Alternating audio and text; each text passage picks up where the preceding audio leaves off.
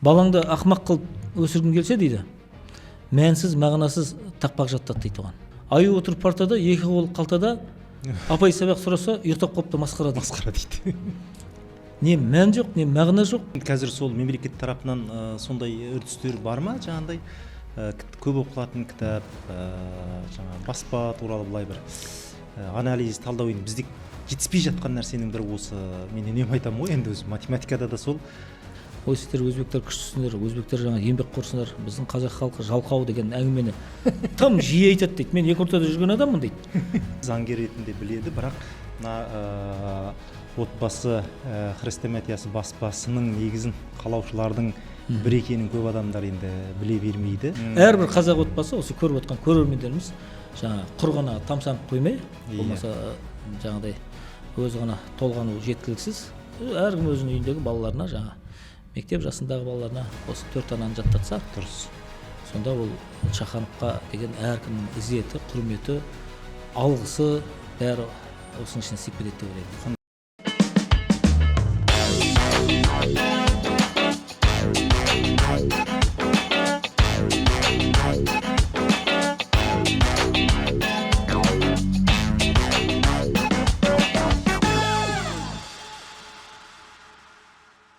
Армысыздар ойлайықтың ойлы оқырмандары, бізде кезекті сұхбат. Бізде бүгін қонақта мәжіліс депутаты, заңгер, елге белгілі танымал тұлғалардың бірі деп айтуға болады.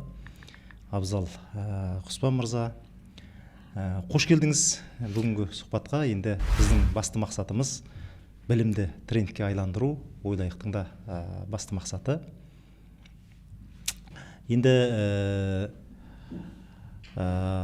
өзіңізге алғашқы сұрақты мынау әлемде қазір өзгерістер болып жатыр. Біздің елде де соған байланысты көптеген жаңа өзгерістер пайда болып жатыр. Соның ішінде енді елдің үшін, елдің тағдыры үшін бір керемет десек те болады, маңызды бір шешім, маңызды қадам десек те болады. Ата заңға деген өзгеріс, конституция. Соның ішінде енді өзіңіздің сұхбаттарыңыздан да көп көремін. Бұл ата заңды алғаш біздің алашордашылар қабылдаған деген нәрсені үнемі айтасыз. Тіпті қанша 1911 жылы қабылдап тастаған деген нәрсені айтасыз. Соның ішінде бізде енді өзі қазақты ең бірінші қалай дейміз, намысқа да апаратын, неге да апаратын жер мәселесі туралы, сол туралы да кейбір сұхбаттарыңызда естіп жатамыз. Сол ата заң, алғашқы ата заңның өзінде жер халықтікі, жер мемлекеттікі деп қалай дейміз, ата заңмен қадағалап отырып кіргізген дедік. Бізде кейін енді ата заңымыз, жаңағы конституциямыз қабылданған кезде сол олқылықтар кетіп қалған сияқты. Ол кезінде де өзіңіз сол жер мәселесі туралы ат салысып, жүгіріп, сол шегендеген азаматтардың бірісіз. Енді заңгер ретінде осы туралы айта кетсеңіз, енді жаңадан бізде неғып жатқан, қабылданып жатқан, өзгеріске еніп жатқан ата заңда біздің болашақ ұрпақтарымыз үшін қандай пайдалы дұрыс нәрселер бар, мүмкін жетіспей қалған нәрселер бар шығар. Сол кездегі қабылданған нәрселер біздің ары қарай да өздеріңіз бастаған нәрсе ата заңда көрініс тапты ма, жоқ па? Сол туралы енді бастап ой қозғай берсеңіз. Қош көрдік, қайырлы күн болсын. Иә, өте дұрыс. Өйткені биылғы жылдың барша қазақ, жалпы қазақстандықтар үшін басты жаңалықтары мына жаңадан конституцияның қабылдануы, бүкіл халықтық референдумда. Енді алдымыздағы мына 1 шілдеден бастап күшіне енеді бұл конституция. Енді конституцияны қабылдаудың қаншалықты қажеті болды деген әңгімелер көп болды, өздеріңіз білесіздер. Орынды болсын, орынсыз болсын, Американ конституциясымен салыстыратындар бар. Бірақ соны салыстыратындар Америкадағы конституцияның ерекшелігін білмейді. Америкада 51 штат бар. 52 негізінде. 52-де әр қайсының өзінің конституциясы бар. Олар өте жиі өзгеріс сұрап жатады және. Олардың айтып отырған мына федералдық конституция, мына федералдық. Ол шында да көп өзгеріске ұшыраған жоқ, 200 жыл бойы тұрды, бірақ та ол конституцияның мысалы үшін 1-ші поправка, 6-ші поправка деген бір даулы нормалары бар. оның құқық қолданудағы жаңағыдай тәжірибедегі қолданысы пәлен мәрте өзгеріске ұшырап жатыр. Мысалы 6-шы поправка дейді, ол қару ұстау және қаруды қолдану тәртібін реттейді. Оны осыдан мысалы үшін 15-20 жыл бұрын мүлдем басқа сот тәжірибесі қалыптасты. Қазір мүлдем басқаша қалыптасып жатыр деген сияқты. Сол енді олар енді принцип ретінде ұстап отыр. Өзгертпеуіміз керек болды деп. Сот тәжірибесінде, құқық қолдану практикасында ол жан-жақты өзгеріске ұшырап жатқандар. Енді осындай бір ерекшеліктерін білмейтін, ол елдің жаңа федералдық ел, біздікі унитарлық ел екенін білмейтін адамдар жай енді жаңағыдай сырт кейбір бір-екі адамнан тарап кеткен әңгімені пайдаланады да, сол біздің конституцияны орынды орынсыз жаңағыдай Американ конституциясын салыстыра береді. Мен айтамын, неге Швейцарияның конституциясын салыстырмайсыздар? Швейцария қай елден кем? Швейцарияда конституция бізге қарағанда әлдеқайда жиірек ауысты мысалы үшін деген сияқты. Сондықтан енді бұл конституцияның жаңадан қабылдаудың қандай қажеттілігі болды? Алғашқы конституциямыз 1993 жылы қабылдадық. Ол 2 жыл ғұмыр сүрді. 95-те қазіргі қолданыстағы конституцияны қабылдадық. Оған енді 6 мәрте деп айтуға болады енді. Оның ішінде біреуі жай ғана Астана қаласы Нұр-Сұлтан болып ауысқан кезде ғана өзгерді. Оны тіпті өзгерту деп айтуға келмейді. Иә. Сонда айтсаңыз бір 5 рет бір өзгерту енгізілген екен. Бірақ ол өзгертулердің динамикасына қарасаңыз, ол мына елбасы институтын күшейтуге бағытталған. Ол өзгертулердің өзі. Ешқандай демократиялық сипатта емес, сол жаңа бір адамға биліктің қолына шоғырландыруға бағытталған болды да, кәдімгі елбасы деген институтты енгізіп қойды. Президенттер ауыса берсін, елбасы мәңгілік, алғашқы президент деген мәңгілік деген сияқтылар енгізілді. Сондықтан да әуелі осы елбасы институтын жою, одан кейін жерде мынау билікті әртараптандыру деген сияқты. Соның ішінде әсіресе мынау парламенттік реформа деп басталған конституциялық өзгертулердің соңғы өзгертулерге мынау халықтың тарапынан да, заңгерлер, мынау эксперттік қауымдастық тарапынан да келіп жатқан көптеген ұсыныстарға байланысты жаңадан қабылдайық деген жаңа бастамаға ұласты. Ол бастаманы алғаш көтерген жаңадан сол республикалық адвокаттар алқасының төрағасы болып сайланған Мәди Жомартұлы Мырзағараев болды. Өйткені 80%-дан астамы, сол ұсыныс болған кезде 80%-дан астамы өзгеріске ұшырайын деп тұрды конституцияны. Содан жаңадан конституция қабылдадық қазіргі таңда. Енді соның ішінде мынау енді ол мен конституциялық кеңестің құрамында болған жоқпын. Енді ол деген не деген сөз? Мен мысалы кейбіреулер біздің атымызға да кейде бір артық ауыс бір әңгімелер айтып жатады. Мен айтамын, мен де, сіз де, кез келген Қазақстанның азаматымен бәріміз бірдей дауысқа иеміз. Мен де бір дауыс берген кезде бір дауысқа қаншалықты ие болсам, дәл сол сіз де сондай бір дауысқа ие боласыз деп түсіндіремін де жаңа. Өйткені бұл халық қабылдайтын нәрсе, бұл парламентте қабылданған жоқ бұл конституция. Бірақ енді өзім тарапынан мен бірқатар ұсыныстар бердім, оның өткені бар, өтпегені бар. Соның ішінде енді мына осы конституцияның бір енді өзің сұрақ қойған жерде айтып отырмын. Мен көп насихатына да көп атсалысқан жоқпын. Соңғы бір 2-3 күн қалған кезде ғана Улс медиамен тағы да бір ақпарат құралдарына барып сұхбат берген болмаса, сонда мен жаңа өзіңіз айтып отырған біраз салыстыруларды келтірдім. Соның бір мынау жерге байланысты нормалар.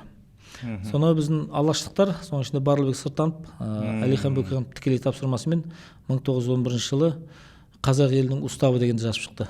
Ол қазіргі конституция былайша айтқанда. Ол бірақ ресми қабылданып, былай қолданыста болған жоқ. Бірақ қалай ол оның құндылығын бәрі түсірмейді, өйткені ол жерде қабылданған негізгі нормаларды қарайтын болсақ, керемет нормалар жазылды. Соның ішінде өзіңіз тілге тиек етіп отырған жерге қатысты норма. Жер жаңағыдай халықтікі, ол тіпті қазақтың өзіне де меншікке берілмеу керек. Ал оны халықтың атынан жаңағыда басқару үкіметтің құзырында деп бекітеді. Үкімет деп отқан үкімет немесе мемлекет деп түсінеміз ғой енді, иә. Осыны біз 2021 жылы ғана жер кодексін енгізе алдық. Ол жерде бірақ түсінуіміз керек, біз жерді 7 категорияға бөлдік. Соның ішінде ауыл шаруашылығы мақсатындағы жерлерге қатысты бекіттік. Жер шетелдіктерге де, қазақстандықтардың өздеріне де жеке меншікке берілмейді. Бұрын берілетін. 2016 жылы жаппай митингі болды. Мен соны Орал қаласында ұйымдастырушылардың бірі болдым. Сол Қазақстан бойынша болған жаппай митингінің арқасында, өздеріңіз білесіздер, мынау Макс Боқаев пен тағы бір қасында азамат атыраулық екеуі сотталып кетті. Макс Боқаев 5 жыл отырып шықты түрмеде сол үшін. Бірақ бұның бәрі зая кеткен жоқ. Нәтижесінде 5 жылға мораторий жариялады. 2021 жылы ауыл шаруашылығы мақсатындағы жерлер шетелдіктерге сатылмайды, қазақстандық қазақстандықтарға да меншікке берілмейді, бірақ және шетелдіктерге ұзақ мерзімге жалға берілмейді деп осы норманы біз қолданысқа енгіздік. Қазіргі конституциямен оны тағы да бекітіп отырмыз осы жерге қатысты нормаларды. Сондықтан бұл бұрынғы сол жаңа 11 жылғы осыған 100 жыл бұрын аталарымыз осы ненің қажет емес екендігін анықтап берген болса, сол қазіргі конституциямен салыстырып отырсаң көптеген ұқсастықтар бар екендігін айтқым келеді. Соның ішінде енді мынау жаңа жерді өзіңіз тілге тиек етіп отырған. Жалпы конституцияның қазіргі былай жағымды жақсы тұстары өте көп. Оның мына преамбуласынан бастап ең соңғы переходные положения дейді, орысша өтпелі кезеңдер дей ме, әлде жаңағыдай соған дейін оқу керек ол үшін. Ал преамбула деген кіріспесі деп айтсақ та болады, қазақша бір енді. Сол преамбуласында назар аударып қарасаңыз, қазіргі қолданыстағы конституцияда мынау байырғы қазақ жерінде мемлекеттілікті құра отырды деп басталатын 95 жылы қабылданған кезде. Ал қазіргі преамбулада сол байырғы қазақ жерінде 1000 жылдық дәстүрімізді тілге етеді, сол мемлекеттілігімізді нығайта отырып деп басталатыннан бастап, былайша айтқанда әр сөздің мынау заң ғылымында мынадай бір ұғым бар. Нормаларға, мына құқықтық мына баптарға, енді мына бап дейміз, бөлік дейміз, тармақ дейміз, соның бәрі енді нормаларға жатады да. Соның жаңағыдай юридический нагрузка дейді, юридикалық жүктемесі дейді. Жаңа преамбуласынан бастап юридикалық жүктемесі кәдімгідей көз көріп тұр. Біз жаңағыдай жаңадан құрылып жатқан мемлекет емеспіз. Біз мыңдаған жылдық тарихы бар. Байырғы қазақ жерінде және сол дәстүрлерді сақтай отырып, мемлекеттілігімізді нығайта отырып деп басталғаннан бастап, негізінде үлкен мән мағына жатыр. Енді заңгер ретінде мен бұған назар аударам. Енді азаматтарда осы кішкене салыстырып қарайтын болса, көптеген бір алға жылжушылықты байқайды бұл конституцияда. Сонда бұл қабылданған конституциямыз мен бір ондаған жылдар бойы қазақ халқына, қазақстандықтарға бір жақсы қызмет етеді деген өз басым ойдамын. Тамаша. Енді бізде енді бірден бір қазақша ойланып қазақша жазылған деген нәрсені айтады ғой енді мынау. Ол рас. Заңгер ретінде өзіңіз жақсы білесіз, өзі қазақша заңгерлерді таба алмай қиналатын жағдай көп болды ғой енді бізде. Қазақша ойлап, қазақша жазып, тіл мәселесінде үнемі көтеріп жүрсіз. Соған байланысты енді тіл туралы кішкене ол жақта халықта не болды? Жаңағы қатар, тең деген сияқты енді. Осы жағынан енді қалай ойлайсыз? Тіл мәселесінде көп жыл қағажу көрген халық қой, сондықтан бұның дауға түсуі де ол заңдылық. Ешкім бұған назар аудармаса не болар еді? Не қылсаңдар оғылыңдар деп қолын бір сілтесе не болар еді? Немқұрайдылық, селқос қараса не болар еді?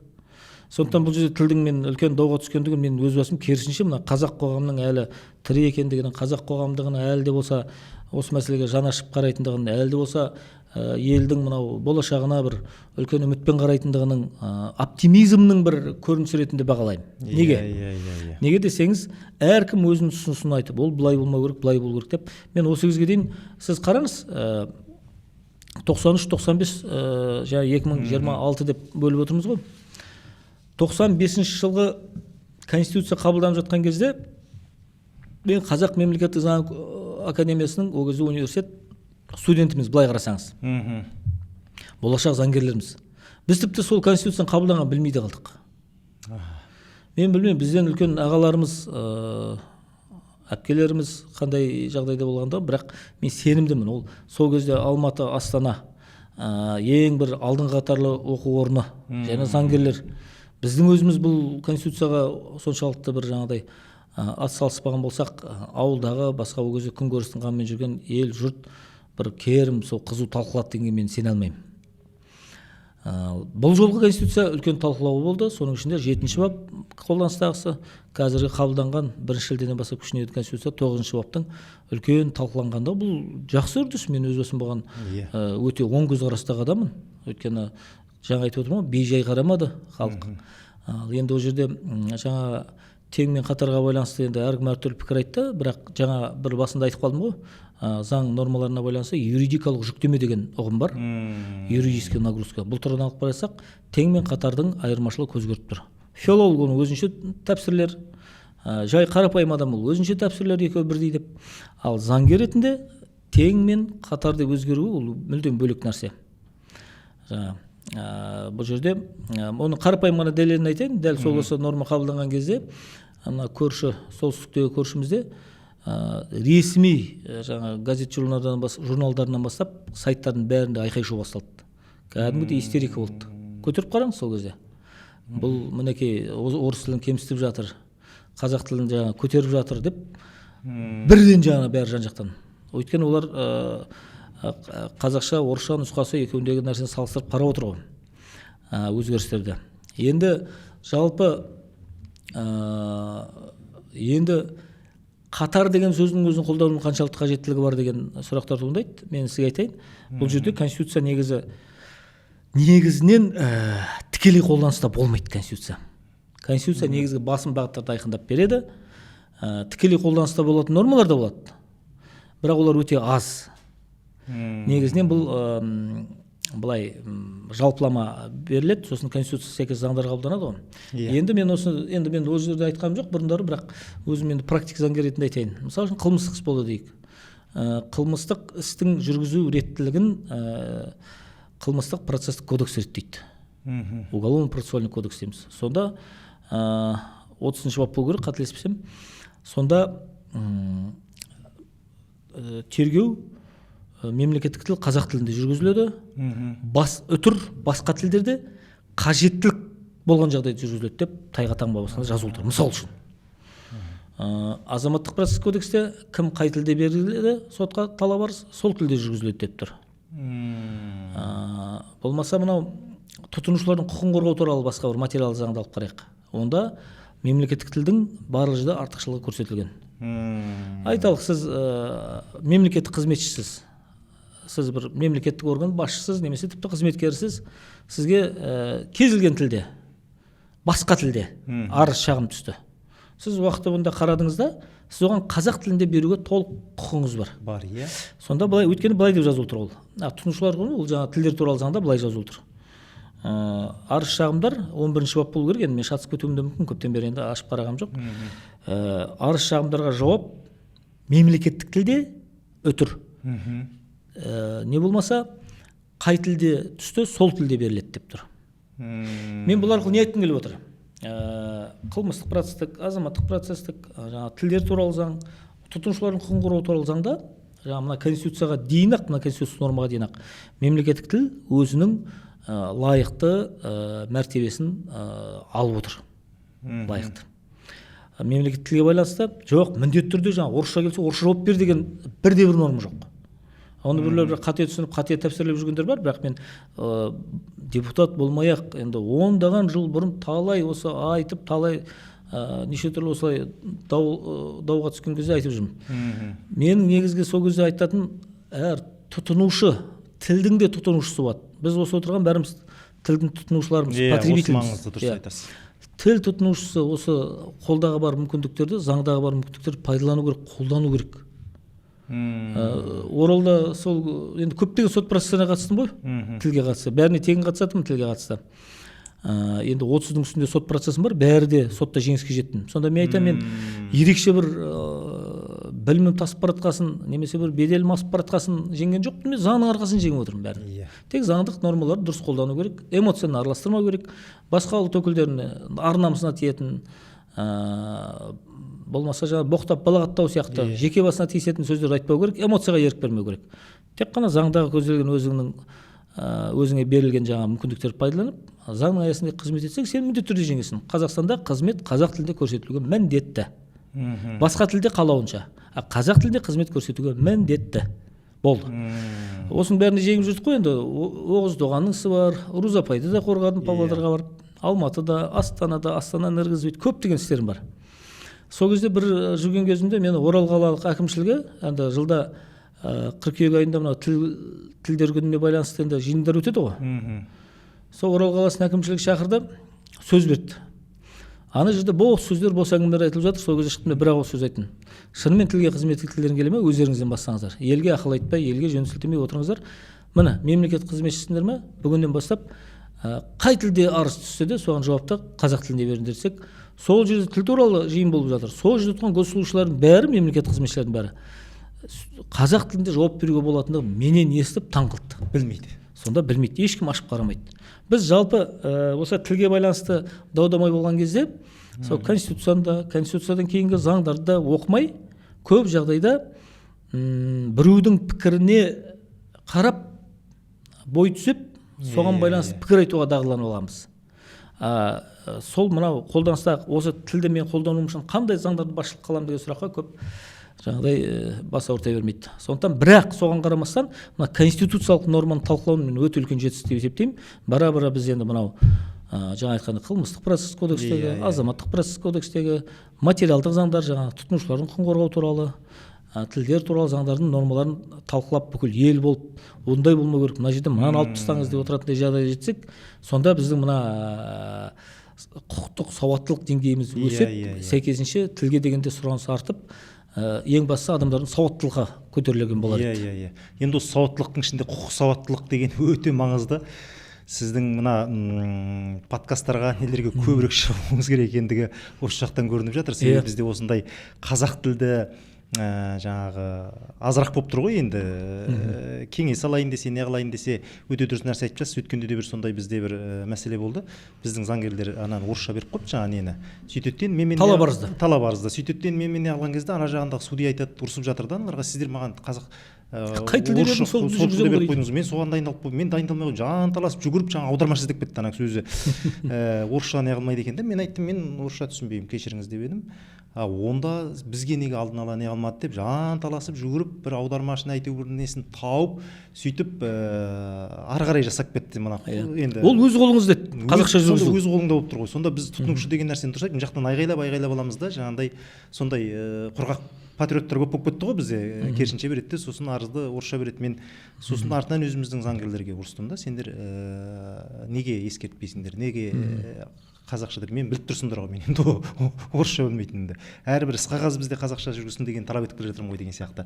Халықтың солай талқылап жатуының өзі бір үлкен қалай деп айтуға болады, бір қозғала бастағанның сен қозғалды деп есептеуге болады. Бұрынғы сияқты мен мына орысша жазатын әріптестерім көп қой, менің ішінде математика болса да, мен енді қазақша материал жоқ болған, ең кітаптың көбісін қазақша жазамыз. Сол кезде айтатынмын, айналайындар, 70% қазір қазақша оқып жатқан, сен қаланың баласы бәрі орысша түсіне беретін шығар. Қазір мысалы оңтүстікке барсақ, неге барсақ көп көреміз де, 70% ертеңгі күні сен алдыңда клиентіңді ойласаңшы, мысалы деп айтамыз да. Сол сияқты енді өзіңіз Мұхтар Шаханов туралы үлкен құрметіңіз бар, азаматтардың бірісіз, жаңа мәселелерді айтып жатырмыз. Осы туралы да енді тілге бір ете кетсек. Енді бұл бүгін қазақ руханиятына үлкен соққы ғой бұл. Бірақ та қалай десек те енді ол адам баласы, ол өмірге келуі хақ, өмірден өтуі хақ. Сондықтан енді кеше түнде дүние салды деп естідік, бәріміз де әрине жүрегімізге алдық. Дегенмен Шахановтың өзі үшін, болмаса сол Шахановты үлгі тұтқан азаматтар үшін, Шаханов ол өлмейтін тұлға ғой, ол рух. Оның денесі жерге түсер, көмілер, бірақ оның қалдырған сөздері көмілмейді. Қазақ деген халық бар да, оның жаңа 4 анасы да, басқа да жаңа жігерлендіретін рухқа толы мынау. Адам бір рухын көтеретін жігерлі сөздері, өлеңдері елдің аузында болады. Сәйкесінше оның рухы бізбен бірге мәңгі жасайды. Қазақ халқымен бірге мәңгі жасайтындығы анық. Өйткені енді ол кісінің сөзі мен ісі бір жерден шыққан адам. Бетің бәрі абыроймен кетті дейсіз ғой, бір үлкен абырой. Мен пост жазған кезде астында өмір сүрсең Шахановша өмір сүр деп аяқтағам. Өйткені жас буын осы Шаханов сияқты дүниеде Шаханов сияқты өмір сүріп, Шаханов сияқты өлуді армандау керек та. Жаңағыдай, өйткені түсінікті ғой, жаңағыдай елге, халыққа қызмет етіп кетті. Соны кеңес үкіметі кезінде біз 80-ші жылдардың басында кішкентай баламыз, мектеп оқушысымыз, әр бейсенбі күні мен енді туған жерім, алғашқы мектепке барған жерім Батыс Қазақстан облысының Жаңқала деген ауданы, өзі бірыңғай қазақ тұрады, азын аулақ орыстардың өзі қазақша сөйлейтін сондай таза қазақи жерде. Сол жерде ұлы орыс тілі деп әр бейсенбі күні день русского языка дейді. Ол күні қазақша сөйлеуге тыйым салады. Мұқият ескертеді. Бүгін қазақша сөйлесең бір қылмыскер сияқтысың сен, былайша айтқанда. Сол кезде бізге қазақ тілі әдебиеті пәнінің мұғалімдері бізге Шахановтың 4 анасын жаттатып қояды. Болмаса Қадыр Мырзалиевтің ана тілдің арың бұл, ұятың болып тұр бетте, өзге тілдің бәрін біл, өз тіліңді құрметте деген жаңа бір шумақ өлең жолдарын жаттатып қояды. Сол бізді былайша айтқанда бір сақтап тұратын бір біздің бір құмарымыз сияқты, бір қорғанымыз сияқты нәрседе. Сол кезде ол отты, рухты сол өлеңдер бізді қалай тәрбиеледі, былайша айтқанда. 4 ана енді ішінде 4-еуі де қасиетті, былай қарасаң. Туған жерің, тілің, төл тарихың және салт дәстүрің. Осы 4 ананы сақтасаң, ұлтыңды сақтайсың деген ой ғой негізгі. Сондықтан енді Шаханов өлген жоқ. Денесі жер қойнына кіргенмен, оның өлеңдері бізбен бірге мәңгілік жасай береді деп есептеймін. Мен осы бүгін ойға келіп отырмын. Таңертең тұрған кезде көрдім. Кеше ертелік жатып қалдым дағыны. Таңғы сағат 5-терде тұрып, оқып, бір қатты толқыдым. Сосын анау үйдегі кішкентай, енді кіші ұлым 3-ші сыныпта, соған осы 4 ананы жаттататын уақыт болған екен деген былай өзім үшін қорытындыға келдім.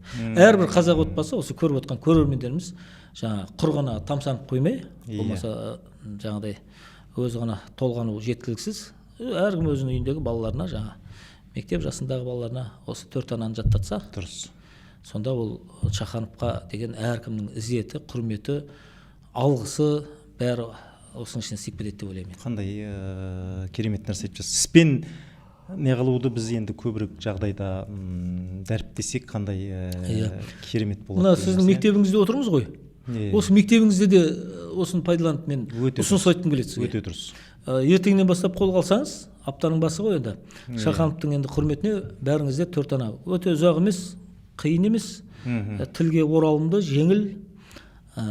Осыны жаттатсаңыз, ол балалардың мойнында мәңгілік ұялайды деп ойлаймын. Дұрыс айтасыз. Енді бұл туралы айтып жатсыз, сізді көп адам енді заңгер ретінде таниды, заңгер ретінде біледі, бірақ мына отбасы хрестоматиясы баспасының негізін қалаушылардың бір екенін көп адамдар енді біле бермейді. Мүмкін білетін де шығар енді. Мен өзім былай енді көп елді аралап жүрміз, неғып жүрміз. Бірақ енді қазір бір мынау халықты қатты оятуға бет алған, қатты бір үрдіс алған, қазір енді қуанатын нәрсенің бірі сондай бір шығармашылық топтары құрылып жатыр, кітап оқуға деген халықта бір қозғалыс пайда болып жатыр. Енді қазір бағанадан не айтып отырсыз, өткен жылдың несі бойынша ең көп көрілім жинаған ненің бірі сол Өзбек және мәдени майдан. Және мәдени майдан дегенді айтып жатсыз. Осыған келген кезде енді осыны құруға не түрткі болды? Жаңа Алаш ордашыларынан бастап сұхбаттарыңызды көріп қалдық. Сол кезден басталған нәрселер, сол кезде жаңағы зерттелген нәрселер туралы. Себебі енді біздің де тақырыбымыз енді өзіңіз білесіз, сол білім саласы болғаннан кейін соның ішінде үнемі дәріптеп келе жатқанымыз қазіргі бала кітап оқымаса, мәтін түсінбесе, біздің математикада соған тіреледі ғой, мен соңғы кезде үнемі қозғап жүрген нәрсем сол. Екінші, логиканы өсірудің де құралы осы математика деп жүрміз. Одан кейін жырдастан жаттау деген нәрселерді үнемі сіздер қозғайсыздар кішкене кезінен балаға сол нәрсе арқылы деген. Сондықтан осы туралы кішкене ой қойсаңыз, неге? Осы күні кеше бір әлеуметтік желіге енді қазір көз жүгіртпесек отыра алмайтын жағдайға жеттік қой. Сол өткенде бір Фейсбукта қателеспесем, мен басқа көп әлеуметтік желіге кіре де білмеймін мен. ТикТокқа кіре алмаймын, Threads дегенде жоқпын. Сол Фейсбукта болу керек. Бір әйел адамның видеосы бар.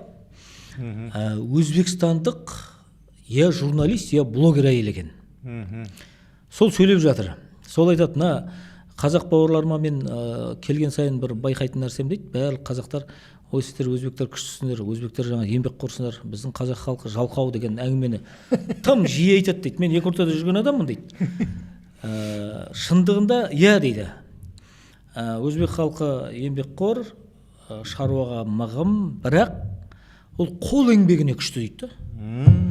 Қазақ халқы дейді, ғылым, білімге күшті дейді. Олар ми еңбегі, баспен жұмыс жасайтын салаға әбден мықты ыңғайланған. Ол тарихи солай қалыптасқан дейді. Мен бұрын ойланбаппын бұл жағында. Өйткені мына өзбекті үлгі тұтып үйдегі бауырларыма, інілеріме ұрсатындардың бірі өзім едім жаңа. Ана өзбекке қарашы, қандай керемет деп. Жұрттың баласына қара деп үйреніп қалғанбыз ғой кішкене кезімізде. Сендердің жаңа жалқаулықтарың деп жаңа көп ұрсатынның бірі едім. Сол айтады. Кез келген қарапайым отбасыға барсам да баласын әйтеуір жоқ дегенде бір Алматыға, Астанаға жіберіп оқытуға әрекет жасап жатады. Сәл жағдайы бар адамдар шетелге жіберіп жатады дейді. Бізде өзбекте бұл жағынан қазақтан көп жағынан қалып қоямыз. Мен керісінше Өзбекстанға барған кезде біз қазақтан қалып қоямыз. Ғылым, білім жағынан қазақтар озып бара жатыр деп сіздерді үлгі қыламын дейді. Мен бұған дейін енді мен бұл жерде ешкімді мақтап, жақтап, болмаса бір төменстейін деген ой жоқ. Мен жаңа естігенімді айтып отқанмын ғой. Мен осыны дәл былай салыстырмалы түрде білмесем де, қазақ халқының жалпы оқу, ғылым, білімге деген ынтасы өте жоғары екендігіне мен бұрыннан былай сенімді едім. Сондықтан ең алғаш осы 2011-12 жылдар осы кітап шығарамыз, қазақша кітаптар шығарамыз көп деп деген осы жобаны қолға алған кезде бізге күлген, қазір заманда кітапты кім оқиды, кітап кімге керек деген адамдар көп болды. Мен олардың ешқайсысына құлақ түрген жоқпыз. Ол кезде үшеуміз болып бастадық, негізгі бастамашы ретінде, енді ұйымдастырушы ретінде, басшы ретінде деп айтып. Енді ол жерде біраз авторларымыз болды. Жаңа Санжардан бөлек Айбек, Нәби, Нұрқабек, көп енді біраз. Бағдат, біраз жігіттер бар. Негізі үлкен команда, көбі танымал емес, көбін білмейді ел жұрт. Енді елдің алдына шығып Санжар Керімбайды таниды да бәрі. Жалғыз сол Санжар жазып жатыр екен деп ойлайды.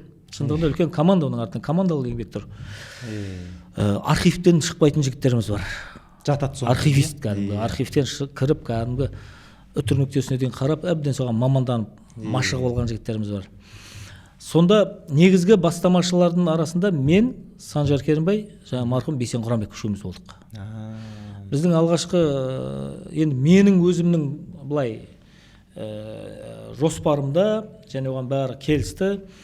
Осы кітаптарды біраз жазып, соның бір бет, қалай десек, лицо деген сөз бар ғой, орысша, лицосы жаңа, компанияның лицосы, сол компанияның бір негізгі амбассадоры дейміз ба, елдің алдына шығып соны насихаттаушысы Бейсен Құранбек болу керек болатын.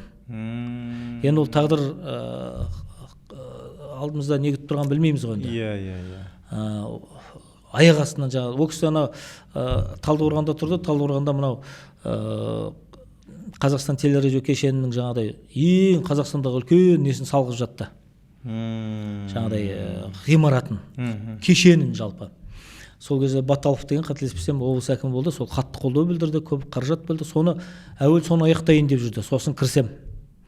Ол кезде кітаптарым шығып жатты. 13-14 жылдар қарай.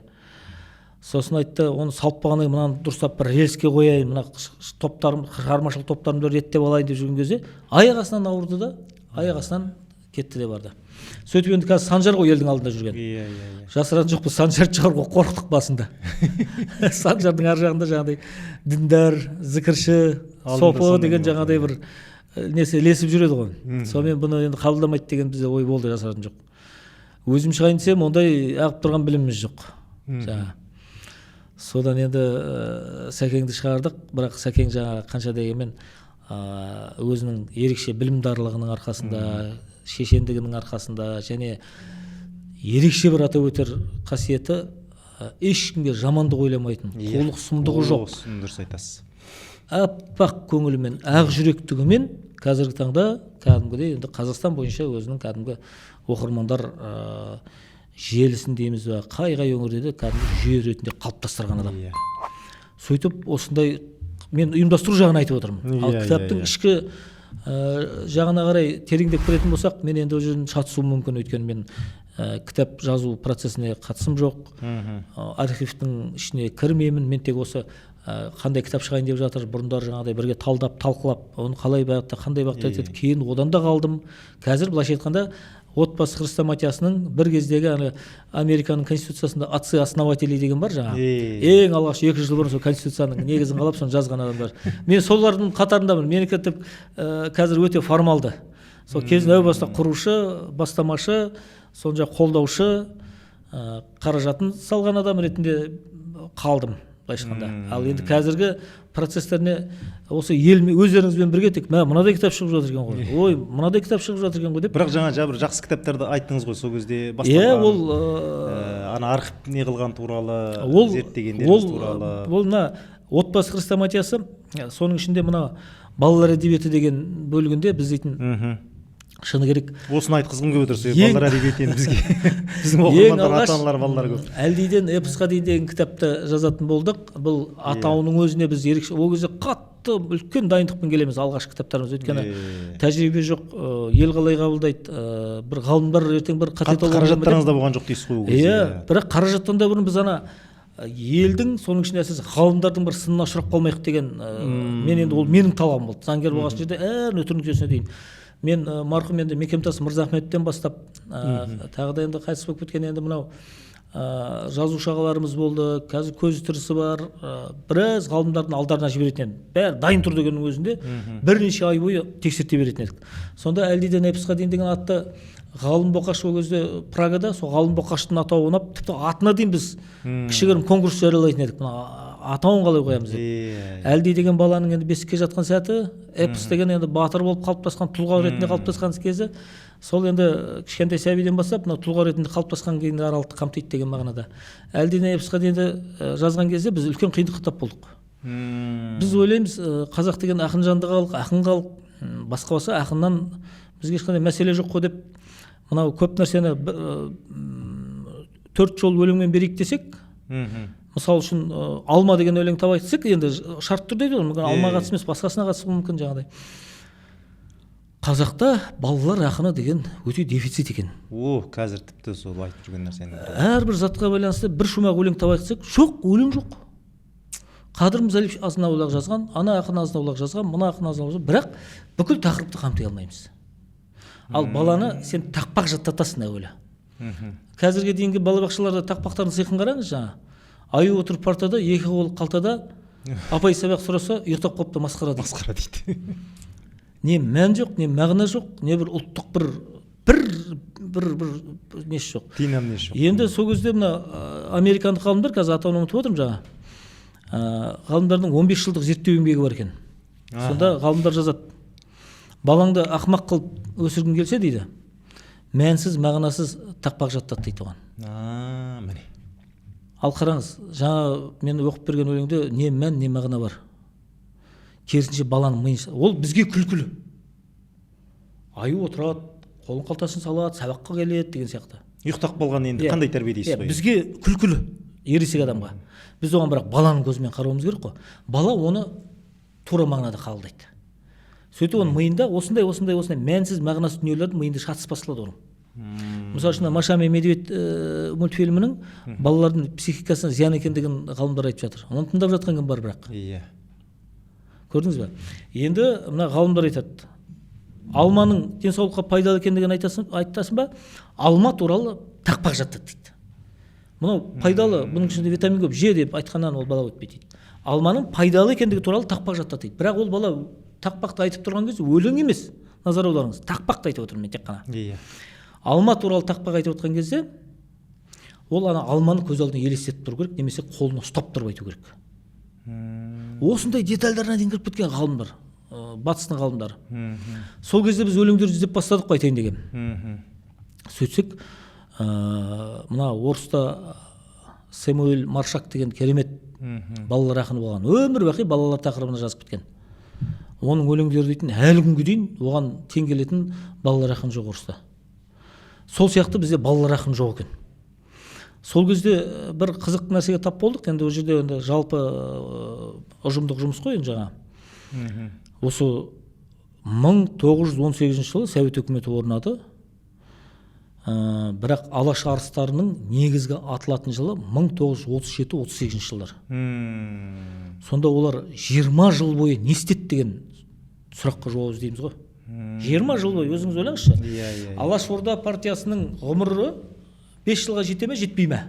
Ол бейресми ғұмырын айтып отырмын жаңа. Ресми құрылған мүлдем аз ғой енді жаңа 2 жылдың дөңірегі. Сонда олар қанша тірлік бітіріп тастады, біз оның бәрін бүге-шүгесіне дейін білеміз. Қай уақытта қазақ съезі қайда болды, Қаратөбедегі съезі, Оралдағы съезі, Семейдегі съезі, Омбыдағы, Орынбордағы съезі, ол жерде мынадай қарар қабылдады, жерге байланысты бүйтті, Әлімхан Ермеков бастап, Ленинмен кездесіп, бәрін білеміз, Ал кеңес үкіметі кезінде олар не істеді? Енді қолын қусырып қарап отырмайды ғой. Интеллектуал адамдар әрқайсысы бірнеше тілден біледі. Сол кезде біз өзіміздің мынау архиві бар, сонымен қатар мына сол кездегі алғаш цифровизацияға іліккен болу керек. Цифровизация мына 1917 жылы мына мемлекеттік бағдарламадан басталды бізде негізінде. Кибершит деген программа қабылдады, кибер қорған деген. Сол кезде іліп кетті ме білмеймін, мына біздің ұлттық кітапханадан таптық. Қаншама шетелден тікелей аударылған балалар, 300-дей аударманы таптық, соның ішінде 100-ден астам балалар шығармашылығына арналған. Бірде-біреуінде Әлихан Бөкейхан, мысалы үшін болмаса, Мағжан Жұмабаев деген атау жоқ, бәрінде қыр баласы сияқты псевдониммен аударылған. Бірақ алашордалықтардың еңбегі екендігі белгілі, өйткені сол кездері Мағжан Жұмабаев Москвада академик Брюсовтың сабақ алып жүрді. Академик Брюсов сол кезде мынау Максим Горький арқылы Сталинді көндіріп, Ленинді емес, Сталинді именно көндірді дейді тарихи деректер бойынша. Бірақ ол кезде Ленин болды. Ленин болса да, жаңағыдай Сталин соған жауапты болған болып тұр ғой, көндіріп. Мына енді Максим Горький жаңа революционер, пролетариат ақын болып есептелді, басты ақындардың бірі болды. Сөйтіп оның беделі болды билікке. Сол арқылы мына шетел әдебиетін орыс тіліне аудару процесі басталады. Соны көріп, Мағжан шетел әдебиетін қазақшаға аудару деген дүнияны бастайды. Соның арқасында 300-ден астам кітап аударып тастады. Сол заманның өзінде. Енді қызықты қараңыз. Олар енді әрине қазіргі кириллицамыз көбі төте жазу, көбі жағдайда латын тілімен аударылды. Негізінен латын тілінде аударылды. Біз бар оған соны алып, кириллицаға ауыстырып қайттан шығардық қой. Тіл деген өте шұрайлы. Қазіргі сізбен біздің сөйлеп жүрген тілдеріміз шыны керек ойнамай қалады оның қасында. Біздер шартты түрде оған шалдардың тілі деп ат қойдық. Балалар оқыған кезде енді ол жерде андай мәнсіз мағынасы дүние жоқ. Өлеңдерге де сол кезде тап болдық. Мынау шетелдің әдебиеттерінде керемет қазақ тілінің былайша айтқанда құнарлы кәдімгі аудармасына куәсі болып отырмыз. Мысалы үшін сол жердегі Нелло мен Патраш деген аударманы оқысаңыз, мен сізге әкеліп беремін. Сіз Каспийде бар, иә? Мен білмеймін, Каспийде бар жоғын қазір. Мен енді бұл шығарулардың бәрінен қазір алыстап қалдым, жырақтап қалдым. Сол біздің шығарғандарымыз Нелло мен Патраш сияқты шығармаларды алып келсең, сіз жасыңыз 50-ге келсе де сіз еңкілдеп тұрып жылайсыз. Тілдің байлығы соншалық сізді жылатады, әсері сондай күшті. Ол жай біз біреуін ғана мысал ретінде айтып отырмын. Ол жерде көп аудармалар. Оны қалай аудардық? Баяғы біздің енді қаражатымыз жоқ, бюджетіміз жоқ, бірақ осы кезде біз мемлекеттен бір тиын ақша алмай аударып келе жатырмыз. Төл еңбектеріміз шығарып келе жатыр жігіттер. Оны жаңа аударманың барлығын біз үйдегі балаларға істеткіздік. Балаларымыздың бәрін енді біз ағылшын тілінде басқа енді оқытамыз ғой. Соның ішінде латын бәрін соны отырғызып, соны өздеріне аудартқыздық балаларымыз. Әрқайсымыз өзімізді үйдегі балаларымызға жұмыс жасаттық былайша айтқанда. Қалтамыздан соған ақша төлеп, жаңағыдай мінекей мына аударсаң осынша ақша төлейміз, жаңа үкімет беріп жатыр деп алдап жаңа. Өзімнің қыздарым аударды, осы өзіміздің отбасы хрестоматиясына айналысып жүргендердің бәрін көмегімен аудардық. Түгелде аударып шығара алмадық, бірақ өйткені енді уақыт керек, қаражат керек деген сияқты. Негізі бұл осы аудармалар бар, мен айтып отырған алашордалықтардың еңбегі үлкен сенсация болатын дүние ғой негізінде. Бірақ біз осыны мен қанша ол кезде енді мен парламентте жоқпын, жеке адвокатпын. Осында енді аттарын атамай қоямын, біраз басшыларға келіп беріп айттым, мен мынаны президентке жеткізіңіздерші, мына президент өзінің тұсауын кессе, президент өзі атап өтсе, мына алашордалықтардың осындай еңбектері де болған екен деп. Көпшілік білмейді. Жекелеген бір ғалымдар біледі негізі бұны. Бірақ енді көпшілік білмейді ғой. Бұл бір үлкен бір сенсациялық дүние болар еді деп сүйінші сұрайтындай кәдімгі бүкіл Қазақтан. Енді селт еткен адам болмады. Селт еткен адам. Бірақ одан біз енді жабырқамаймыз, жабықпаймыз, шығара береміз, істей береміз.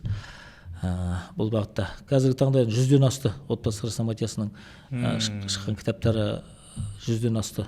Және қазақ тілінде ең көп таралатын кітаптар қатарында осы отбасы хрестоматиясы бар. Мысалы үшін 2024-тің әлде 25-тің қорытындысы бойынша Қазақстанда ең көп сатылған кітап өзбек әлі және мәдени майдан болды, мысалы үшін.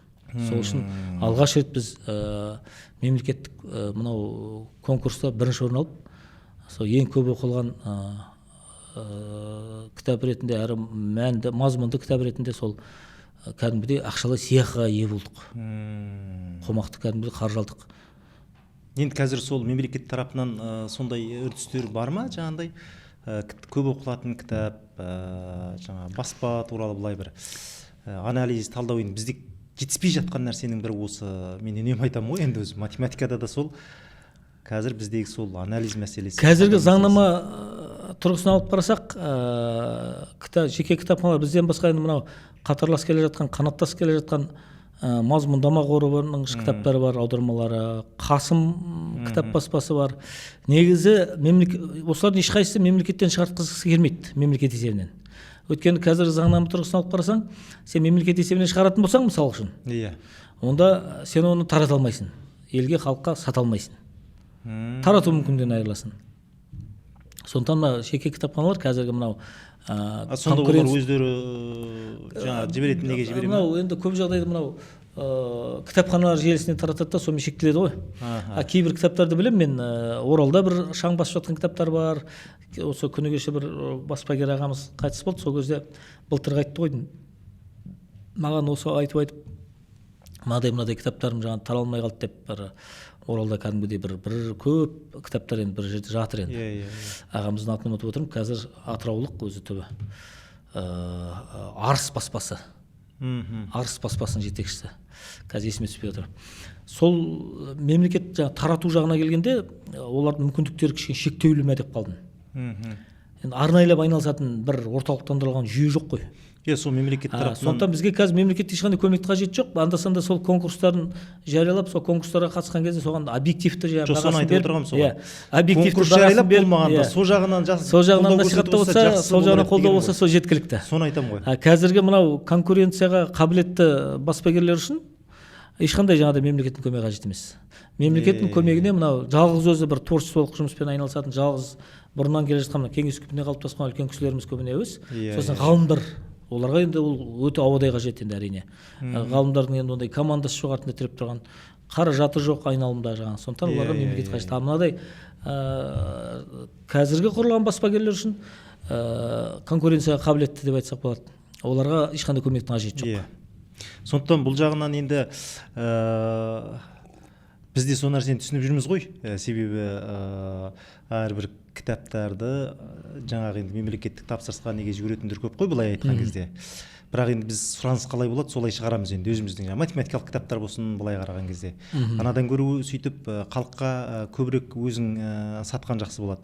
Екіншіден жаңағы мен жаңа жеке баспалар, осы баспагерлер өте үлкен үлес қосып жатыр деп айтып жатқан себебім де сол ғой. Сөйтіп сол арқылы әйтеуір халықты кітап оқытуға үйретіп жатқан осы бір бәсеке, осы бір конкуренция, осы нәрседе. Сосын көп кәсіпкерлер қолдап жүру өздеріңізде, мысалы жаңағы конкурстар өткізеді, жарыстар не қылады, мотивация қояды деген сияқты. Сондықтан бір қоғамның оянып жатқан деген нәрсесіне бір ырза болатын нәрсең сол ғой. Енді туған жерге қалай қызмет етемін дейтін қазір кәсіпкерлер де көп, былай қарасаңыз.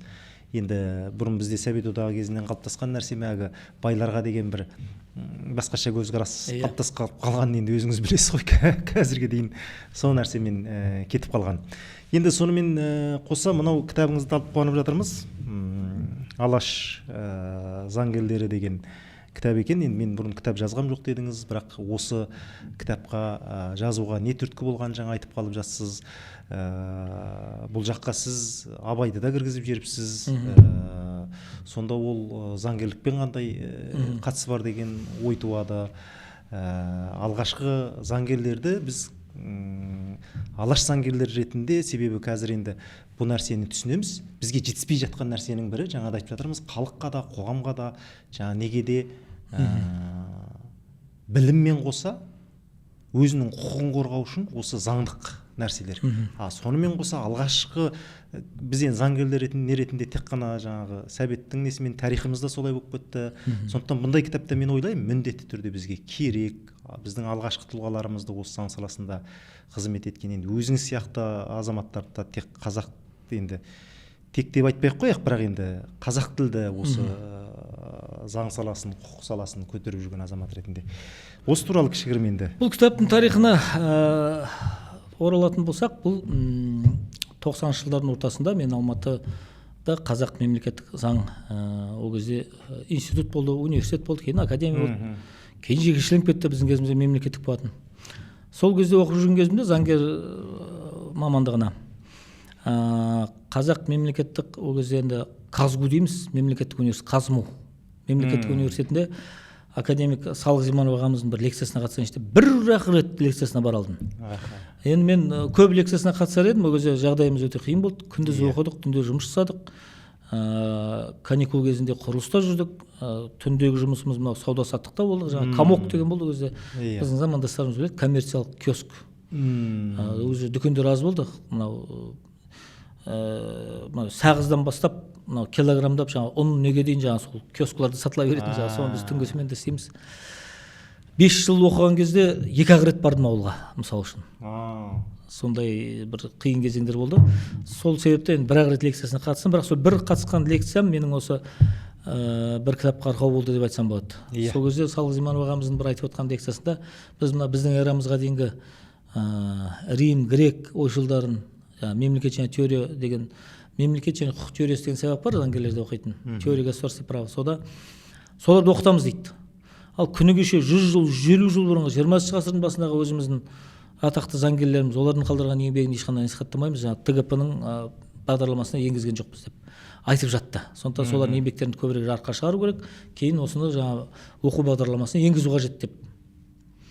Жай ғана құлағымда қалып қойды, бірнеше заңгердің есімдері сол кезде бұрын білмейтін жаңағы құлағымда қалып қойды.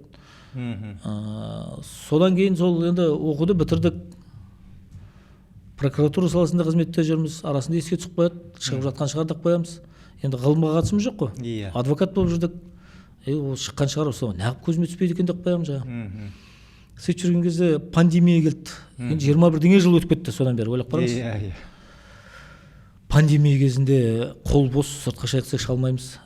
Мен жаңа мынау біздің Қазақстанның бір артықшылығы, сол 17-ші жылы жаңағыдай цифровизация бір жақсы, мынау интернет жақсы жұмыс жасады да, біз ең бірінші болып мына ЭЦП, электрондық цифрлық қолтаңба, мынау жаңағыдай сот кеңсесі сияқты дүниелерді негізі әлемде алғашқылардың бірі болып енгізген мемлекетпіз негізі. Біз енді көп сөгуге, көп сынауға дайынбыз ғой жалпы, бірақ шындығында ол солай. Мен оның қарапайым мысалы, мен сол кезде Лондонда, мынау Парижде, мынау Бергер Рысқалиевтің ісімен жүрген кезде сол жақта адвокаттардан білгем жаңа. Олар ЭЦП деген не екенін түсінбейді жаңа. Бәрін қағаз жүзінде толтырады, сосын оған қол қояды, сосын оны апарып жаңағыдай кеңсеге тапсырады. А біздер отырып мына ноутбукпен жібере береміз жаңа. Олар сонымен Парижде отырған кезде ең алғаш сол ағылшын, француз заңгерлері таң қалған. Не істеп жатырсың? Мен айтамын, осылай жіберіп жатырмыз. Ол қалай ол тіркейді, ол қалай сен қол қоясың? Мен айтамын, электрондық цифрлық. Олардың түсінбегенде мен түсінбеймін. Олар маған таң қалады, мен олардың таң қалғанына қарап, мен оларға таң қаламын деген сияқты. Сол айтайын деп отқан пандемия кезінде қол бос. Сол жаңағыдай мынау нені пайдаланып, интернет желісін пайдаланып, электрондық цифрлық қолтаңбамды пайдаланып, жаңа білім ғылым министрлігіне сұраныс көп нәрсе сұрай беретін. Өзіме тікелей қатысы болсын болмасын, бір көкірегімде бір ойымда бір сұрақ бола ма, соны аламын да министрлікке жібере саламын сұрағы түрінде. Оны ғалымдар зерттеп салады, оқуларға енді кіргізіп салады деп ойлап жүрсіз ғой сіз. Соны мен айтамын, ТГП деген пәнге 20 ғасырда қазақ заңгерлері енгізілді ме міндетті бағдарламаға пән ретінде, әлде жоқ па деп сұраныс жібердім. Сөйтсем енгізілген жоқ деген жауап алдым. Таң қалдым, қалай енді. Сонау 90 жылдардың ортасында академик Салық Зиманов айтып жүрген мәселе сол әлі мәселе күйінде қалып қойған ба? Ол кісінің қасында қаншама сол кезде аспиранттар жүрді, қаншама ғылым жолындағы ізбасарлар жүрді, шәкірттері болды деп таң қалдым да. Сосын мынаны өзім жинай берейінші деп жинай бердім. Мен бұл архивтен тауып алған ештеңем жоқ, мен шындықты айтайын. Әркім әртүрлі деңгейде шығарған еңбектер артында ең соңғы бетінде қарасаңыз бәріне сілтеме жасадым. Мен бірде бір автордың құқығына мен былайша айтқанда қол сұққан жоқпын. көбіне тарихшы ғалымдарымыз, мысалы үшін бір Жаһаншан зерттеген Дәметкен Сүлейменова, тағы бір ғалым жаңа бір ғалым зерттеген деген сияқты заңгерді. Кейбіреулер жергілікті деңгейде қалып қойған, мысалы үшін. Енді бірнеше 5-6 тұлғаны мен өзім шығардым жарыққа. Сөйтіп осы 59 заңгердің анықтамалық түрінде бұл құрастырма еңбек.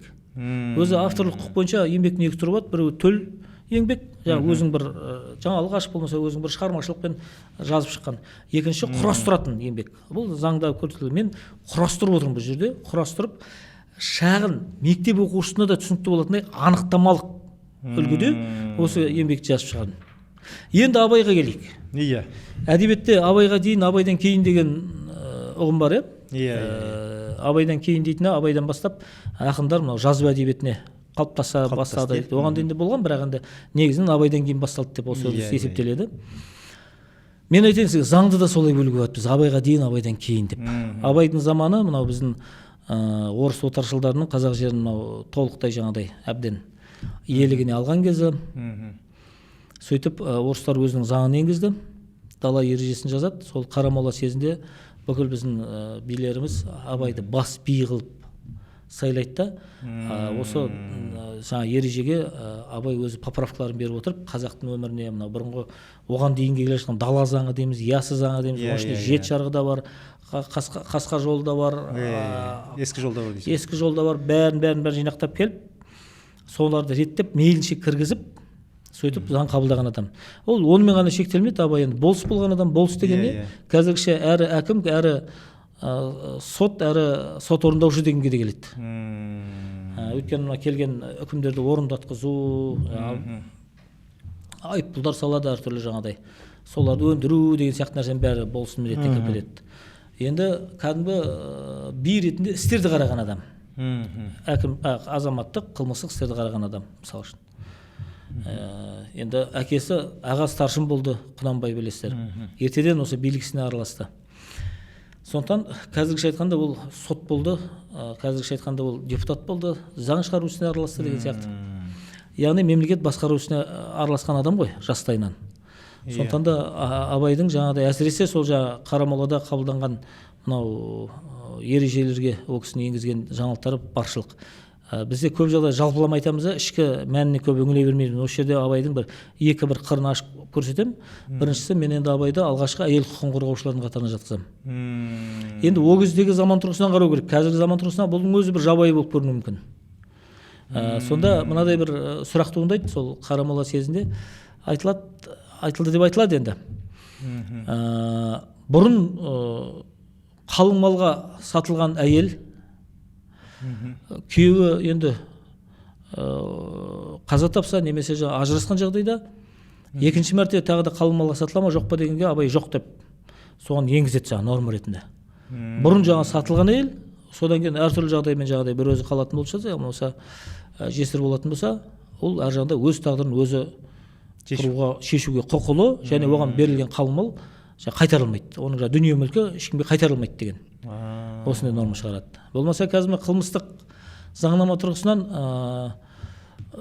ОПГ деген ұйым бар, ұйымдасқан қылмыстық топ деген. Соның алғашқы анықтамасын осы Қарамола съезінде енгізеді Абай. Ол кезде енді мынау мал ұрлығы деген өршіп тұрған кез, мал ұрлығы болғанда жылқыны барып қуып кетеді. Оны бір енді қалыпты жағдай. Сонда ұрлық қылғандардың өзін жазалау жеткіліксіз деп тауып, сол ұрлыға жахат қылған дейді, яғни көмек қылған, және оны ұйымдастырған адамдарды анықтау керек дейді. Өйткені әдетте, мысалы үшін жылқыны барып қуып келуге бір бай біреуді жұмсайды, өзінің жігіттерін жұмсайды, жылқышыларын, оны барымта дейміз біз, барымташылар жұмсайды. Оған дейінгі заң бойынша барымташылардың өздері ғана жазаға кесіледі, оның артында тұрған бір жазасы қалып қоятын. Сондықтан біз қылмыстың салдарымен емес, себебімен күресеміз дейді да. Соған көмек, жахат қылған, яғни көмек қылған адамдар, соисполнители, қазіргі тілмен айтқанда, заң тілмен айтқанда, болмаса ұйымдастырушылар, ар жағында тұрған, солар да жазаға тартылады. Және ұйымдастырушылар дейді, мына қылмыс жасаған орындаушыларға қарағанда көбірек, артығырақ жазаға тартылу керек деген норманы енгізеді. Ал қазіргі қылмыстық кодексті алып қарайтын болсаңыз, дәл осылай. Қылмысты ұйымдастырушы ол әлдеқайда қауіпті. оған берілетін жаза көлемі де әлдеқайда жоғары. Міне осындай мен заңгер болғасын бұны мен тез аңғарам, көрем. Иә. Сондықтан да әрбірден соң Абайдың заңгерлік қыры туралы ең алғаш жазып еңбек қалдырған адам Салық Зимановтың өзі, академик. Мен Абзал Құспан жаңағыдай авторитет болмас көп адамға, бірақ Салық Зимановқа әңгіме айтатын заңгер әзірге Қазақстанда туған жоқ ондай. 60-шы жылдардың басында ол кісі Абайдың көзін көрген замандастары бар, ауылдастары бар деген сияқты, сол Абайдың билік қылған азаматтық қылмыстық істер бойынша сол кездегі жаңа істерін жинақтап бастайды. Егер мен қателеспесем, бір 70-тің үстінде ме екен, 100-ге жуық па екен, сондай жаңа істерін жинақтаған ол кісі. Менің оған әлі қолым жеткен жоқ. Мен бар жоғы тек осы кезге дейін көпшілік емес, енді зерттеген адамдарға ғана белгілі бір-екі фактілерін тоқтадым, қысқаша ғана тоқталып өттім. Енді біраз адам жазып қойса. Әйтпесе ол жаңағы еңбектерді алатын болсам, Абайдың заңгерлік қыры туралы өз алдына бөлек еңбек жазып болады.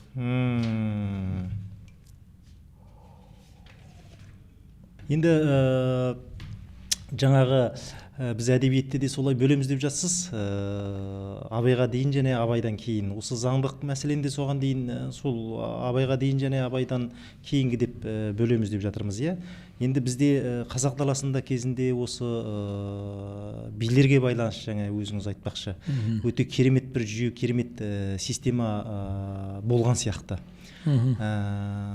Қазіргі кезде енді сол артықшылықтарды қолдануға бір қандай мүмкіндік жоқ па? Сосын бізде жаңағы билер кеңесі ма, тәуелсіз алқа билер деген құрылды, бірақ ол өз мәнінде бір жұмыс жасамай жатқан сияқты, иә. Енді бір нелеріңізде де осы туралы айтып қаласыз. Біздің сол кездегі системамыз жаңағы таңдау құқығы бар еді, қазіргіде біз енді жемқорлыққа не үшін кетіп қалды деген сияқты. Осы туралы қалай ойлайсыз? Бірақ біздің енді ең үлкен кеңшілігіміз ол жерде жаңағы жазылмай қалғанда болып тұр ғой әңгіменің бәрі, жазба түрде не қылмаған. Әйтпесе бізде өте көптеген сондай бір артықшылықтар бар сияқты біздің қазақтың дала заңында. Мемлекеттік басқару құрылымы өзгеріп кетті ғой. Ол кезде біз рулық негізде басқарылдық. Әр рудың өзінің рубасы болды. Ол жаңа кез келген жаңа бұйрықты орындайды. Мысалы үшін айталық, кез келген бір қылмысқа қатысы болып бір рудың ішіндегі бір азамат басына іс түсетін болса, оның жаңа көп жағдайда айыппұл түрінде салынып отырды ғой. Иә. Соның жаңағыдай ру болып, у ішсең руыңмен деген мақалдың мағынасы сол. Өндіріп бере салады да, кейін ананы жұмысқа сала ма, ұра ма, өздері тәрбиелеп алады жаңа. Сол кездегі жүйеде бұрынғы жүйе өте керемет болды. Қазір енді оны тура сол қалпында біз әрине қолдана алмаймыз. Былайша айтқанда, бұрын біздер енді мынау ясы заңынан бастау аламыз дейміз, енді жалпы атау негізі ясы заңы дейміз, дала заңы деген мағына ғой. Шыңғыс ханның кезінен бастап сол дала заңы болды бізде, күні кешеге дейін жалғасын тапқан. Сонда негізінен оның артықшылығы мынада болды. Биді халық сайлады. Біріншіден, қазір судьяны тағайындайды ғой. Иә. Мысалы үшін, сосын ол кезде ең бастысы ол да емес. Мына адами фактор деген тіпті маңызды емес. Мен мемлекет ісінде ең басты нәрсе жүйе екендігіне әбден көзім жеткен адам. Жүйені дұрыстап қоятын болсаңыз, әділ болатын болса, жаңа конкуренттік бір сипат берсеңіз, міндетті түрде білімімен, әділдігімен, шешендігімен жаңа адамдар өзі суырып шыға бастайды. Ол үшін сол жүйені әділ құру ғана жеткілікті. Сонда мынадай жағдай, бұрынғы жүйеде азаматтық істерді алып қарайықшы, мал дауы, жер дауы деген, қазірше айтқан азаматтық іс қой. Қазіргі мал дауы дегенде қазір де малға таласатын адамдар бар, ауылдық жерде сотқа баратын. Мүліктік дау деп айтуға болады қазір. Жер дауы, жесір дауы, мал дауы деп айтады ғой бұрыннан келе жатқан. Сол мал дауын алып қарайық, мүлік дауы не болмаса. Екі азамат бір дүниені бөлісе алмай жатыр дейік. Бұрын қалай еді? Екеуі бір биге барып тоқтайды. Ол екеуін де қанағаттандыратындай би болу керек. Би алдына келген кезде қарапайым сұрақ қояды. Сен де маған өз еріктеріміз келіп отырсыздар ма? Келіп отырсыздар. Қасында әдетте куә болады. Болмаса өздерінің жаңағыдай қолдарын қояды. Біз енді қандай шешім шығарсаң да біз осыны орындаймыз деп. сөйтіп екеуі сенім білдірген биге барады. Ол кезде де бармақ басты көз қыстымен шешім шығаратын билер болмады емес, болды, өйткені оған мақалдар көп. Жаңағыдай алтын көрсе періште жолдан таяр дейді, биге қатысты да жаңағы алдар көрсе қожа насырдың жаңағыдай мысалдарымен ақ байқаймыз. Ол кезде де бір адал емес жаңағыдай билер болғандығын. Бірақ оларға қанша деймін қазақ сияқты мына көшпенді халықтың ішінде әңгіме жерде жатпайды. Халықтың арасында ананың енді қол таза емес екендігі туралы әңгіме тарап кетеді. Оған қарапайым тілмен айтқанда сұраныс болмай қалады. Әділдігімен, білімдарлығымен, тазалығымен ат шыққан биге деген сұраныс көбейеді. Сөйтіп ол бидің бәсі өсе береді, былайша айтқанда. Содан жүзден жүйрік мыңнан тұлпар сияқты деген сөз былайша айтқанда. Сөйтіп сол бидер осындай артықшылықтар көп болатын. Қазір сіз мысалы үшін судьяны тағайындайды, ол жергілікті халықтың пікірін ешкім ескермейді. Ауданға барды, тағайындалды, ол халықтың алдында есеп бермейді. Биліктің үш тармағы бар: сот билігі, атқарушы билік, заң шығарушы билік. Мен заң шығарушы биліктің өкілі ретінде жылына пәлен мәрте елге барып есеп бересің. Болмаса қазір әлеуметтік желі бар, мынадай істеп жатырмын деп. Болмаса журналистер, білесіз, 70-тің үстінде бізде аттестацияланған журналистер бар. Күнделікті әр апта сайын сәрсенбі күні пленарлы отырыстан шыққан кезде жаған-жағымыздан қаумалап, мынаған неге олай, мына жағын неге былай дауыс бердіңіз, мына жеріне неге мынадай депутат сауал жолдадыңыз деп сұрап жатады. Ол халыққа есеп берудің формасы, былайша айтқанда. Ол да елмен кездесеміз. Атқарушы билікте сол. Қазір ауыл әкімі де, аудан әкімі де, облыс әкімі де кем дегенде жылына бір рет елмен кездесіп халықтың алдында есеп береді. Әкімнің есебі дегенде естіп жатқан шығарсыздар. Ең соңында жылдың аяғында облыс әкімдері келіп, мұнда СЦК деген бар, служба центральной коммуникации, осы жерге бүкіл Қазақстанның журналистеріне сұрақ жауап берді өзінің өңірі бойынша. Судьялар ешкім есеп бермейді ғой. Бұны неге кіргізбеске? Судьялар сол себепті де судьяларға олар халыққа күні түсіп тұрған жоқ.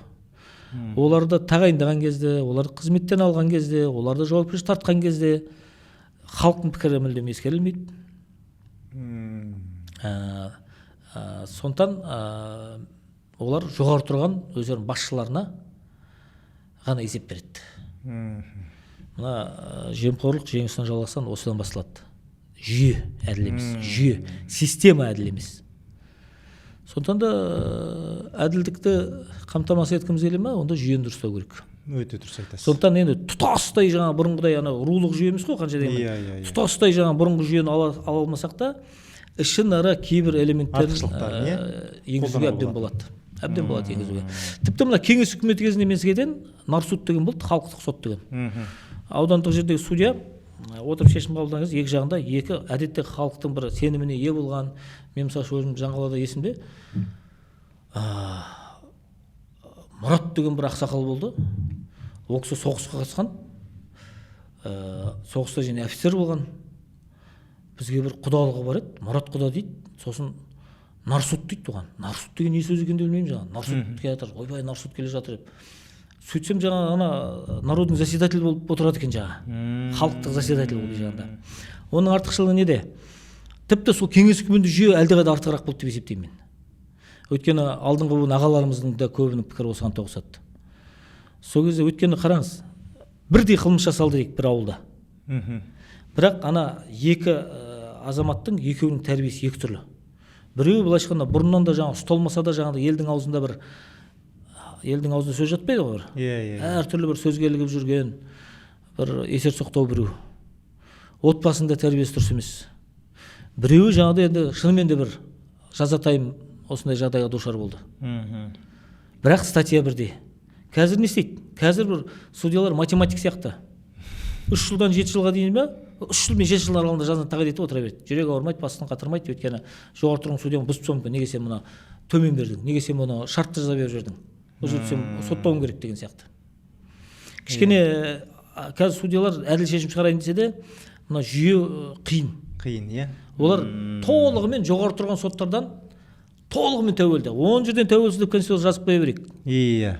Жүйе оған мүмкіндік бермейді. Қазір кез келген аудандық деңгейдегі судья үкім немесе шешім шығарар кезде өздерінің жаңа облыстық соттарында жаңағыдай әрбір аудандар, қалалардың ішінде судьялар жаңағыдай бір бөлінген жаңа зоналары бар, жаңа зональный өздерінің судьялары бар, жаңа қазір ұмытып қалып отырмын қалай деп айтатындарын. Сол судьямен барып, облыс соттағы судьямен бір ақылдасады. Мынадай берейін ба, мынадай берейін ба деп. Енді қараңыз, істі қарап отырған судья, ол адамдардың эмоциясын көреді, кім қалай жауап беріп жатқанын, ол бәрін көріп отыр. Ол математика емес қой ол. Иә. Ол жерде сен дейтін әр адамның ішкі жан дүниесіне үңілуің керек былайша айтқанда. Ол көбірек сезінеді. Мынау алдында тұрған адам бір адам болып кететін адам ба, әлде адам болмайтын бір беті қарамай кетіп бара жатқан адам ба деген сияқты нәрсені. Облыс сотта отырған адам ол оны нәрсені сезінген жоқ. Ол бар болғаны келген құрғақ материалдарды ғана қарайды, қағазбен қарайды да, қағазбен шешім қабылдап отырады. Сондықтан да тіпті кеңес үкіметі кезінде жүйенің өзі артығырақ болып еді. Қазіргі жүйе кішкене бұл жағын алып қарағанда, жаңа сіз енді сұрақ қойған жерде айтып отырмын. Бұл енді бөле біздің заңгерлердің арасында айтылатын көбіне кәсіби ортада көп айтылатын әңгіме. Сондай жағдай. Егер осы жүйе дұрыс болатын болса бар ғой, бізден де мықты жаңағыдай бір кездегі Төле би сияқты, Қазыбек сияқты атақты судьялар шыққан болар еді, атақты адвокаттар шыққан болар еді. Аузыменен құс түстеген былайша айтқанда, әділдігімен аты шыққан. Дұрыс айтасыз. Оның тағы бір мысалын біз енді мынау қазіргі енді қаласақ та қаламасақ та мынау Ресейдің жалпы СССР-дің заңымен өте ұқсас ғой, бір жүйедеміз бәріміз. Бәрімізде негізімізде мынау француз заңнамасын алғанбыз. Сонда мына Ресейде осы алқабилер сотын барлық деңгейдегі соттарға енгізіп тастаған кезде Плевако сияқты үлкен мықты адвокаттар шыққан, атақты. Енді қазір тек Плевако есіме аузыма ілініп отыр, ол қазаққа жиен, шешесі қазақ. Одан басқа да көптеген жаңағыдай мықты адвокаттар шыққан. Қалай жаңа жүйені өзгертіп тастады, солай атақты заңгерлердің де аты сонымен өшті. Ол жаңа мықты адамдар құрып қалды дегенді білдірмейді. Ол жүйе өзгеріп кетті. Бірақ енді біздің алқабилердің де бір несі ондай болмай тұр ғой қазір, иә, бір үрегі. Оның бар проблемасы, біз оны кең түрде енгізе алмай отырмыз. Біз аса ауыр санаттағы, онда да бір саусақпен санарлық бір істерге ғана кіргізіп отырмыз. Оның өзінде сотталғанның өзінің жаңағыдай ерік жігері бойынша, өзі таңдауы бойынша ғана беріледі. Одан да басқа туындайтын бір проблемалар бар. Көп жағдайда алқабилердің шығарған шешімдері жоғары тұрған соттармен қайта дүркін бұзылумен келе жатыр. Бір іс бойынша бірнеше мәрте облыс соттары бұзып, жоғары тұрған соттар бұзып, ақыры жаңа айыптау актісін шығартқызғанын да білеміз. Бірақ алқабилдің де деңгейлері оған жетпей тұрған сияқты ғой, онда былай қараған кезде енді. Енді ол жерде алқабилерге негізі деңгейдің қажеті жоқ. Деңгейдің қажеті жоқ, тамыз кетіп қала ма? Қылмысқа қатысты жазаны тағайындаған кезде ең бұл жерде негізгі принцип алқабилерде қоғам шешу керек. Мына адам бізге қоғамның ортасында жүруге лайықты ма, лайықсыз ба? Мына адам жаңағыдай қауіпті ма қоғамға, жоқ па деген сұрақты негізінде қоғам анықтайды деген. Негізгі былай енді одан басқа да критерийлер бар, бірақ негізгі бір бағасы осыған келіп табылады. Ол жаңа сіз айтып отқан сөзіңіз, ол мынау қазіргі сот билігіне өте ыңғайлы бір, қолайлы бір жаңа, сосын айыптаушыларға жаңа өте бір ыңғайлы бір сылтау болып тұр. Енді математика туралы айтып жатырмыз. Математикада бірағы басқа неге қарағанда, мына әдебиетке, заңға қарағанда айту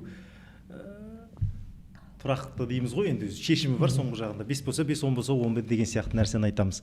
Сосын тіл туралы айтып жатырмыз. Өткенде ғана осы бірінші біздің осы ойлайық YouTube каналы Асқар Жұмәлдаев ағамыздың батасымен басталған. 1 жыл бұрын шамамен. 1 жыл бұрын шамамен, 1,5 деп айтуға да болады, осы күзге қарай басталды. Ол жерде де енді біз қозғаған көптеген мәселелеріміз президенттің құлағына дейін жетіп, анау біздің спортшыларымызға неден күтіп алып не беріп жатамыз, бірақ ана білім олимпиадаларынан орын алған балаларға бір велосипедте жоқ деген мәселесі президенттің құлағына дейін жетіп, енді өзіңіз білесіз, соңғы кезде президент өзі ана білім олимпиадалардан орын алған балаларды енді марапаттап, ақшалай сыйлықтар өз қолымен беріп жатқан нәрсені білесіз. Енді мынау тіл туралы келген кезде біздің қазақ тілдің бай тіл дейміз, керемет тіл дейміз, бірақ әлде заңдық тұрғыдан, ғылыми тұрғыдан дамыту қажет екендігін көрініп қалып жата ма, иә? Себебі Асқар Жұмәлдаевтың сол кезде айтқан бір нәрсесін кейбір артынан біреулер қысқа жерін ғана қиып алып өзіңізді көрген болуыңыз керек. Осы туралы бір қоғамда талқы болды. Енді өзіңіз заңгер ретінде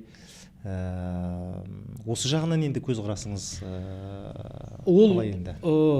Талқы дейміз ба, дау дейміз ба, оған толықтай біз көрдік, сосын бұл не болып кетті деп осы бағдарламаны ашып көруімізге де бір түрткі болды. Даудың бір жақсы жері сол әлеуметтік желіде бір дау болып кеткеннің. Соны қарап зерттейтіндер бар өзіңіз сияқты, ана күйіп кететін жерің болды, сол нәрсемен алып біліп кететін қазір енді. Енді ол қазір заманның шындығы, күйіп пісудің қажеті жоқ деп ойлаймын. Мен өз басым талай мәрте бұл тұрғыда басымыздан өткен нәрсе, сенің айтқан ойыңды 180 градусқа бұрып алып, сен мына жерде мына жерде бүйтіп айтып қалдың ғой, сен мына жерде бүйттің ғой деп қиып алып жаңа. Енді ол менен басқа да талай адам тап болып жатқан нәрсе ғой, сондықтан енді барлығы бірдей жаңағыдай себеп салдарын зерттеп жатпайды. Мен қарап шықтым да, мен толығымен бұл жерде академик Асқар Жұмаділовтің жағына шыққан адамын, бірақ енді оны пікір жазып та, мен пост жазып та әуре болған жоқпын, өйткені әлеуметтік желі соның ішінде көбіне пайдаланып Facebook болса, Facebook'та мен енді бұл үлкен бір мәнді, мағыналы дүниелерді жазып, біреуге бір нәрсе дәлелдеу деген ол қиын мәселе. Одан да оны асықпай сөйлеп отырған кезде енді көбірек жаңағыдай ойын жеткізу мүмкіндік бар ғой енді. Асқар ағамыздың айтып отқаны термин мәселесі. Термин мәселесінде термин өзі ғылымдағы және. Мен оған қарапайым ғана бір-екі мысалмен дәлелдеп бере аламын. Бізде заң ғылымы бар, құқық ғылымы болмаса. Осы шешілмеген мәселе термин мәселесі бізде. Тіл байлығы екен деп біз әртүрлі қылып аттаға беруге болмайды. Термин біреу болу керек шамаға келгенше. Сосын ол терминді жаңағыдай көпшіліктің талқысына салғызып қойсаңыз бар ғой, ешқашан бір ауыз шешімге келмейді. Сондықтан оны біреуін бекіту керек та, болды, соны қолдану керек. Әйтпесе біз қазір қатты ұтылып жатырмыз. Ең халыққа түсінікті деп есептелетін заң саласында осындай үлкен проблема туындап жатыр. Мысал ретінде айтайын, мен бұған дейін де бірнеше интервьюімде әртүрлі айтқам 2-3 рет. Сол бір мысалды көбірек келтіретін себебім елдің құлағында қалсын деген мақсатта келтіремін. Мысал үшін халықтың ең көп қолданатын жеке кәсіпкерге қатысты бізде қандай қазір термин қалыптасқан айтайын. Сіз қазір бір орысы жоқ, бір өзге ұлты жоқ, 100% қазақтар тұратын ауылға барып, дүкеннің иесінен сіздің қандай жаңағыдай меншік иесісіз деп сұрасаңыз, ипім бар деп айтады. Иә. Ешқашан осыға ЖК-м бар деп айтпайды. Неге? ИПС деген индивидуальный предприниматель деген орысша нұсқасы. Азаматтық кодексте ол жеке кәсіпкер деп аударылады. Солай тола бойына барлық жеке кәсіпкер кете береді. Ал енді осы мына кәсіпкерлікті тікелей реттейтін кәсіпкерлік кодексте ол дара кәсіпкер деп кеткен. Енді сіз жаңа елге нағыл деп ренжисіз. Неге ИП деп айтасың? Сен ЖК деп айт деп айтасың ба, ДК деп айт деп айтасың бұған? Иә. Қайсысын нұсқаны? Онда тағы үшіншісін шығарып қояйық. 10 нұсқасын жазып қояйық, сонда қай нұсқаны пайдаланады халық? Иә. Орыс тілінде бұндай проблема жоқ. Терминология тұрақты. Жаңадан шыққандардың бәріне бір нұсқаны бекітті, сол нұсқамен кете береді. Ғылымдағы термин мәселесіне тіл байлығы дегеннің қатысы жоқ. Тіл байлығы ол әдебиетке қатысты, ол ауызекі сөзге қатысты болсын, ол білмеймін енді, мен ол саланың маманы емеспін, бірақ дәл ғылым мәселесінде біз бір нұсқаны қолдануымыз қажет. Әйтпесе ғылым тоқырауға ұшырайды, ғылым дамымайды. Ғылым қалай тоқырауға ұшырайды? Ел, жұрт, халық қолданбайды оны, ол нұсқаны. Өйткені айтып отырмын ғой, мен одан басқа да көптеген мысалдар келтіре аламын. Өйтіп мен айтып отыратын болсам бар ғой, бұл жерде бүкіл уақытымыз соған кетіп подкастымыздағы соған кетеді дейсіз ғой. Иә, мен қазақ тілінде 3 заңды жаздық. Үнзила Шапаққызы, Нұрсұлтан Байтілесов деген азаматтармен бірлесіп, сонда біз осы қиындықтарға қатты тап болдық. Бұл тек қана термин ғой айтып жүргенбіз. Одан бөлек жаңағыдай әрбір тұрақты сөйлемдер болады. Тірек сөздер деп аудардық, шарттату енді бір менің аудармам қате болып кетіп жатса, осының өзі дау болып отырады. Опорные слова деген ұғым бар құқық ғылымында. Қазақша оны бірде-бір ғалым оны зерттеген жоқ, мен қанша іздеп таба алмадым. Кейбір сөз тіркестері, сөйлемдер тұрақты болу керек, және олар өзгермеу керек, базалық болу керек та жаңа. Енді айта берсек көп бұл жерде. Сондықтан мен өзім заң саласынан алып қараған кезде мен ағамыздың айтып отқанын мен толық қолдаушылармын. Көпшілігі былай жете түсінбеген сияқты, ол қазақ тілінің жаңағыдай аясын тарылтқысы келіп жатқандай бір сондай көзқарас солай қабылдап қалды. Ал бірақ егер жаңа сіз дейтін термин мәселесі, тұрақты сөздер, я болмаса жаңа мен айтып отқан опорные слова дейміз, жаңа тірек сөздерді біз ғылымға енді қазақ ғылымына енгізіп қалыптастыра алмасақ, біз онда қазақ ғылымы дамымайды. Біз онда міндетті түрде жаңа орысша нұсқасын қарап, әлі біз күні бүгінге дейін солай ғой, мысалы заңның өзін тіке аударамыз кейбір нәрсені, солай қарап салыстырып отырып барып түсінеміз қазір. Өйткені әрбір аудармашы қалауынша аудара берді бізде. Кез келген заңда өріп жүр. Азаматтық кодекстің ішінде біріне біріне қарама-қайшы аударма тұр. Сол ма сол? Оның қай жер тіл байлығы, айтыңызшы маған. Соны айтамын. Оның қай жер байлығы ол? Қазақ тілді 100% қазақ тілді заңгер, мен қазақша нұсқасын оқығым келмейді заңның. Ал өйткені ол жерде ойды толық жеткізе алмайды. Мен сол зерттеп қарағам, азаматтық кодекс, бір кодекстің өзі соншама біріне бір қарама-қайшы мынау аудармалар толып кеткен емес деп. Сөйтсем бөлік-бөлікпен береді екен ғой. Ал әр аудармашы өзінің қалауынша аударады екен. Аудара береді. Оны бір қарап зерттеп жатқан адам жоқ, сол қалпында пере береді. Кете береді. Енді осылай қашанғы жалғасты болады. Тәуелсіздік алуымызға 30 жылдан асты. Тіл деп шулаймыз. Енді нақты іспен кім айналысады? Терминологиямен кім айналысады? Жаңа айтқан тірек сөздерді кім қалыптастырады? Опорные слова. Көрдіңіз бе? Өте дұрыс айтасыз. Ал мына күнделікті халықтың, елдің заңсыз мемлекет болмайды. Заң деген кез келген сіз дейтін қай мамандықтың иесі бола беріңіз. Математик болыңыз, ұстаз болыңыз, жеке кәсіпкер болыңыз, или дара кәсіпкер болыңыз, жаңа айтқандай. Тіпті жұмыссыз болыңыз, сіз заңмен өмір сүресіз. Ал сол заңды түсіну үшін сіз дейтін әртүрлі терминді оқитын болсаңыз, сіз қай нұсқасын қарайсыз? Қойыңыз деп шаршайсыз да, сіз орысша нұсқасын оқисыз. Болды. Көрдіңіз бе, мына сіздің өміріңізді қиындатады әрбірін соң. Әдеби тіл нормасында синоним деген бар, басқа бар, балама сөздер бар, әртүрлі мағынада оны оқы. Ол тіл байлығы. Оған ешқандай дау жоқ. Бірақ ғылым саласына келген кезде біз мына терминология тұрғысынан, басқа тұрғысынан алып қараған кезде бізде бір ізгілік болу керек, бір нұсқа болу керек. Мен өз басым ағамыздың айтатын ойын осылай қабылдап, осылай түсіндім. Өте дұрыс айттыңыз. Оны бізде көп көріп жатамыз. Себебі мен ана олимпиадаларым бар ғой, авторлық, алтын сақа бар, алтын тор бар, алтын түлек бар. Енді соған бір өзгеріс әкелу үшін тек қазақша олимпиаданы жасап, сосын орысшаға аударатын. Бірақ сол кезде мен көп қиындықтарға тап болып қалдым.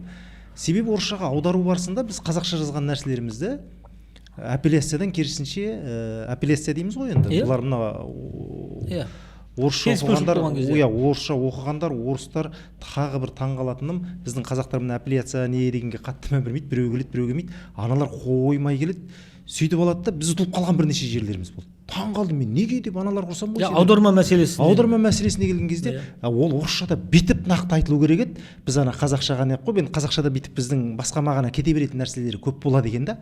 Біз сол бойынша битіп қойыптық, сол жерінен ұтылып қалды дейді. Мен күйем, сонда мен қазақша олимпиада жасайын деп ойладым. Солай жасайық деп ойладым. Бұрын себебі біз орысшадан қазақшаға аударған кезде аудармалардың дұрыс емес екенін көп көріп жүрміз. Ал енді біз керісінше қазақшадан орысша аударғанда осындай мәселе бола ма десем, сондай мәселелерге көп келген кезде, жаңа сіз айтқан нәрсені мен де бір түсінген азаматтардың бірімін да, сонда бізге де қазақшаға да сондай нақтылықтар керек екен, кейбір терминология мәселесінде осындай нәрселер бар екен деген нәрсені. Сондықтан енді істейтін нәрселер көп болып тұр ғой, енді сіз болып, біз болып, жаңа қоғамға әсер беру үшін деген сияқты. Енді бір соңғы кезде мынау енді біз тәрбие саласында болғаннан кейін президенттің айтқан адал азамат, сосын арғай адал азамат, біртұтас тәрбие деген нәрсе кіріп жатыр, иә. Бір қарасақ бір жаттан сөз не сияқты болғанменен біз енді өмірде көріп жүргеннен кейін бұның маңызы түсінетін адамға өте жоғары сияқты. Себебі біз енді ұстаз ретінде мен үнемі айтамын, қазір мысалы олимпиадалардың өзін жаңа біз айтып жатқан, біздің олимпиадаларды көзімізді не қойып, 514 бұйрықта бар деп, біз тегін өткізіп бүйтіп өліп тіріліп қаншама қаражат жұмсап жүрсек, мына жағынан біреулер алады да, жаңағы тура сондай олимпиаданы біздің атымызды пайдаланып, жаңа біз енді алтын тұғыр деген бар, 514 бұйрыққа кірген, иә, сол нәрсені алады да, бір жолы біреулер хат жіберіп жатыр, 1000 теңге дейді, мынандай хат келіп тұр, сіздердің олимпиадалар ақылы болып кеткен ба дейді. Ол біздікі емес деп не алсам, сондай бір басқа бір ұйым екен. Соның атын алып алған, ананың бет-беделін береді, бірақ форматын басқа қылады да, сол елдің бәрі сол екен деп түсінеді. Өстейтін жағдайлар қоғамда да көп. Енді біз ұстаздар саласында үнемі айтамын мен, адалдық болмаса, біз қалай адал болатын ұрпақты тәрбиелейміз ертең мысалы да.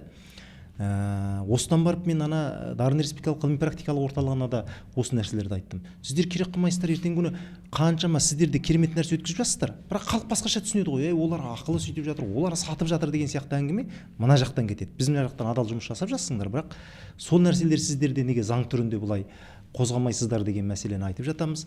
Сондықтан осы туралы бір ой қозғай кетсек, сіздің айтып отырғаныңыз адал азамат, біртұтас тәрбие дегенді біз қарапайым түсініп жүрміз бе? Қосымша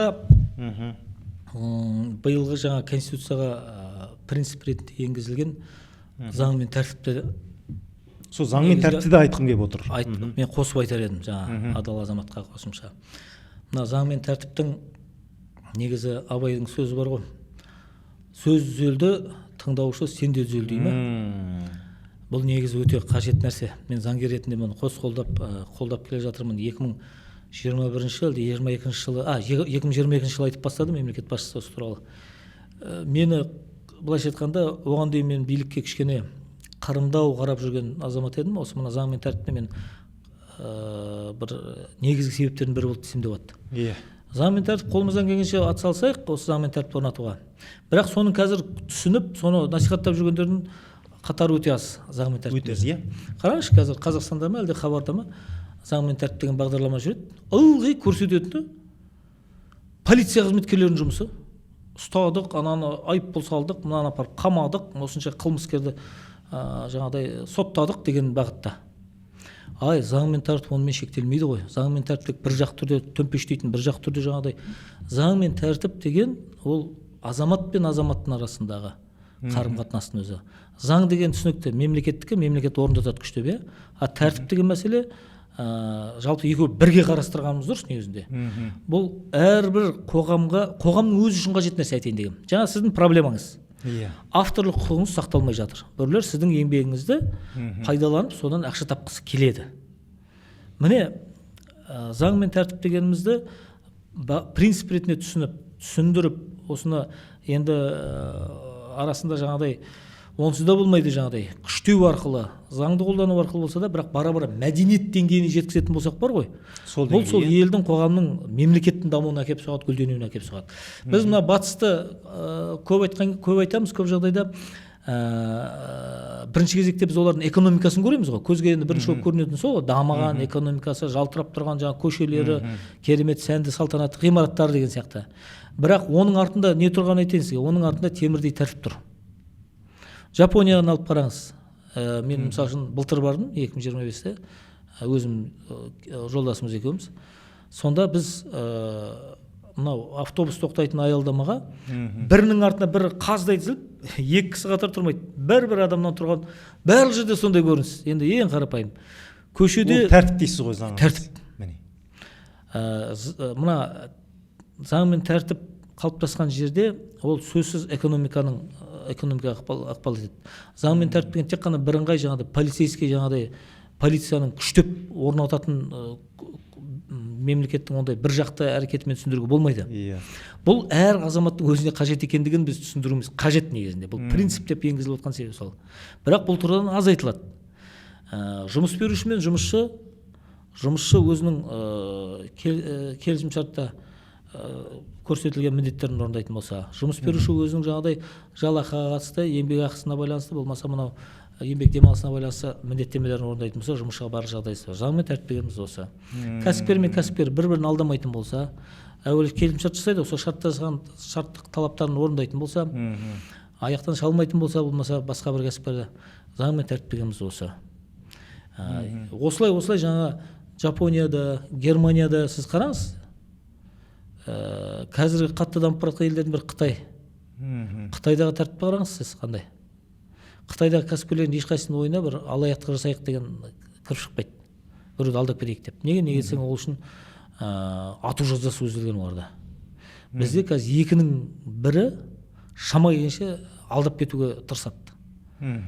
адалдық деген нәрсе көп құндылық ретінде әлі қабылдаған жоқпыз. Қабылдаған жоқ, иә. Сондықтан біз әуелі арасында күштеуіміз керек, арасында заңды қолдануымыз керек, бірақ негізінен бара-бара бұл мәдениет ретінде қалыптасу керек. Бұл принциптің маңыздылығы сол. Жаңа сіздің айтып отқан мәселеңізде авторлық құқық, бұл енді кішкене заң бар әрине, жауапкершілік те бар. Авторлық құқықты бұзылып, ол көп қаражат нететін болса, оған қылмыстық та жауапкершілік бар. Бірақ ол үшін енді сіздер оның мәдениеті өресі жетпей тұрса, сіз оны заңды қолдануыңыз керек. Әуелі сіз заңның күшімен, күштеумен, жаңағыдай сотқа беру арқылы, егер қылмыс құрған болатын болса, ішкі істер органдарына беру арқылы, жаңа құқық органдарына, оны бір тезге салып алуыңыз керек. Бара көш жүре бара түзеледі дейді. Ешқандай жаңа полицияға да жүгінбей, ешқандай сотқа да бармай-ақ, осы белгілі бір шарттылықтарды сақтау арқылы қоғамның бір мәдениеті түзеледі. Құқықтық мәдениет деген ұғым бар, жалпы негізі. Правовая культура дейді. Сол құқықтық мәдениет қалыптасатын болса, тағы айтылып отыр, ол елдің, қоғамның, мемлекеттің дамуына, экономикалық гүлденуіне әсер ететін бірден бір фактор. Экономиканың өсуі тек қана мына ақшаның көп қазынаға түсуімен өлшенбейді. Иә. Ол мына заң мен тәртіп арқылы, сақталу арқылы өлшенеді негізінде. Сондықтан бастапқы кезеңде сізге өзіңіздің құқығыңызды заң арқылы қорғауыңыз қажет деп есептеймін мен. Оның жаңағыдай адамгершілігіне, болмаса несіне иек артып қойып, адами факторға байлап қойып отыруға болмайды. Міндетті түрде қарапайым жалпақ тілмен айтқанда қуыну керек сізге. Заң бар, заң қорғайды. Тамаша. Біздің енді басты мақсатымыз сол білімді трендке айландыру деген нәрсе болған. Сол бағытта жүріп келе жатырмыз. Енді жаңағы заң мен тәртіппен қоса өзі менің де үнемі айтатын нәрсем бар. Мына адамды алға сүйрейтін нәрсе ниет екен. Сол принципті, сол нәрсені ұстанып келе жатырмын. Сол шешем бір ауыз айтқан сөзі бар еді кезінде, балам, ана ниетің жолдас болады деген, ол ана өлген деген жолдас болады деген нәрсе емес. Ол өміріңде, тіріңде де сондай дейді, өзіңнің ниетің қалай болады, соған сондай ниеттес адамдар кез болады. Маңайыңда жүрген сондай адал азаматтардың, керемет азаматтардың жолдас болып жатқан, сенің бүйтіп дамып жатқаныңның бәрі сол ана ниетіңнің түзулігі, соған сол ниеттес адамдар келіп жатыр дейді. Осы принципті ұстағанбыз, Құдайға шүкір, енді сонымен келе жатамыз. Бірақ арасында енді жаңағындай нәрселер болады ғой. Бірақ енді бұл бір біз үшін емес, жалпы мынау бір қоғам үшін сондай бір белең алып бара жатқан нәрсе ретінде кейде енді соған ішің ашиды ғой. Әйтпесе енді өмірде сондай нәрселер маған өте көп кездесті. Сондай енді арамдық істеп жүргендер, неғып жүргендер қанша былай жасаса да алдымнан Алла тағаланың сондай бір несі ма келіп қалатын жағдайлар енді көп кездесіп жатады. Сол нәрсе, сондықтан енді бір көп жақсы нәрселер айттық, бірақ айтылмай қалғанда өте көп сұрақтар бар еді. Енді уақытқа байланысты маңызды деген нәрселерді қозғадық деп ойлаймын.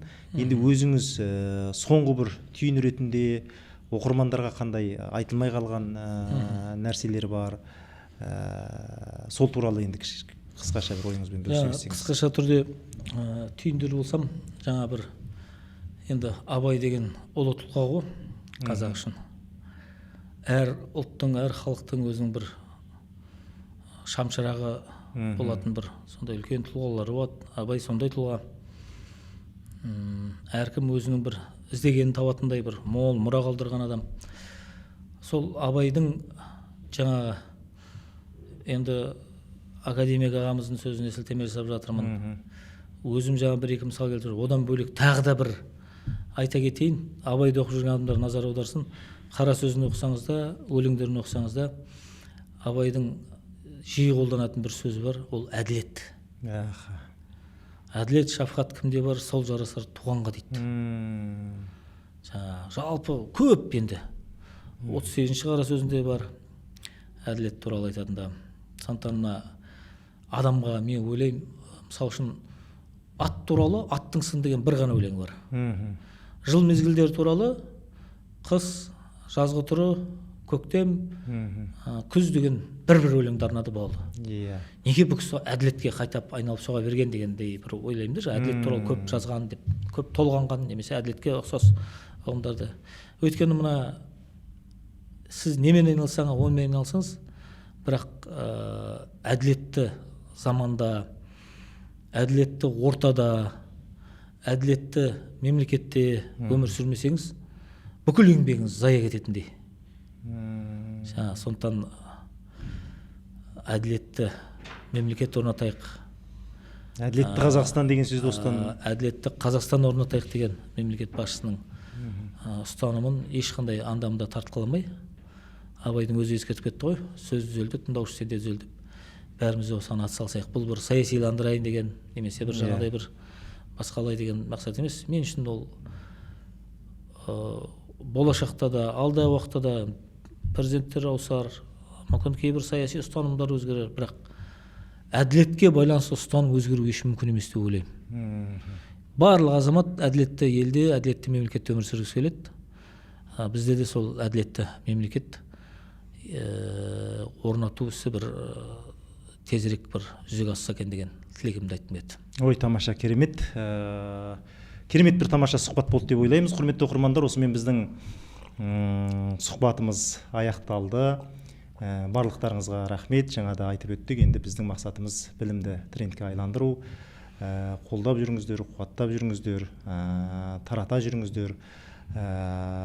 Енді көбірек көрілетіндей, енді өзім бір сондай тебіреніп отырып жүргізген сұхбаттардың, өзіме де көп ой түйген сұхбаттардың бірі болды деп ойлаймын. Сондықтан келесі кездескенше барлықтарыңызға қош аман болыңыздар дейміз. Рахмет.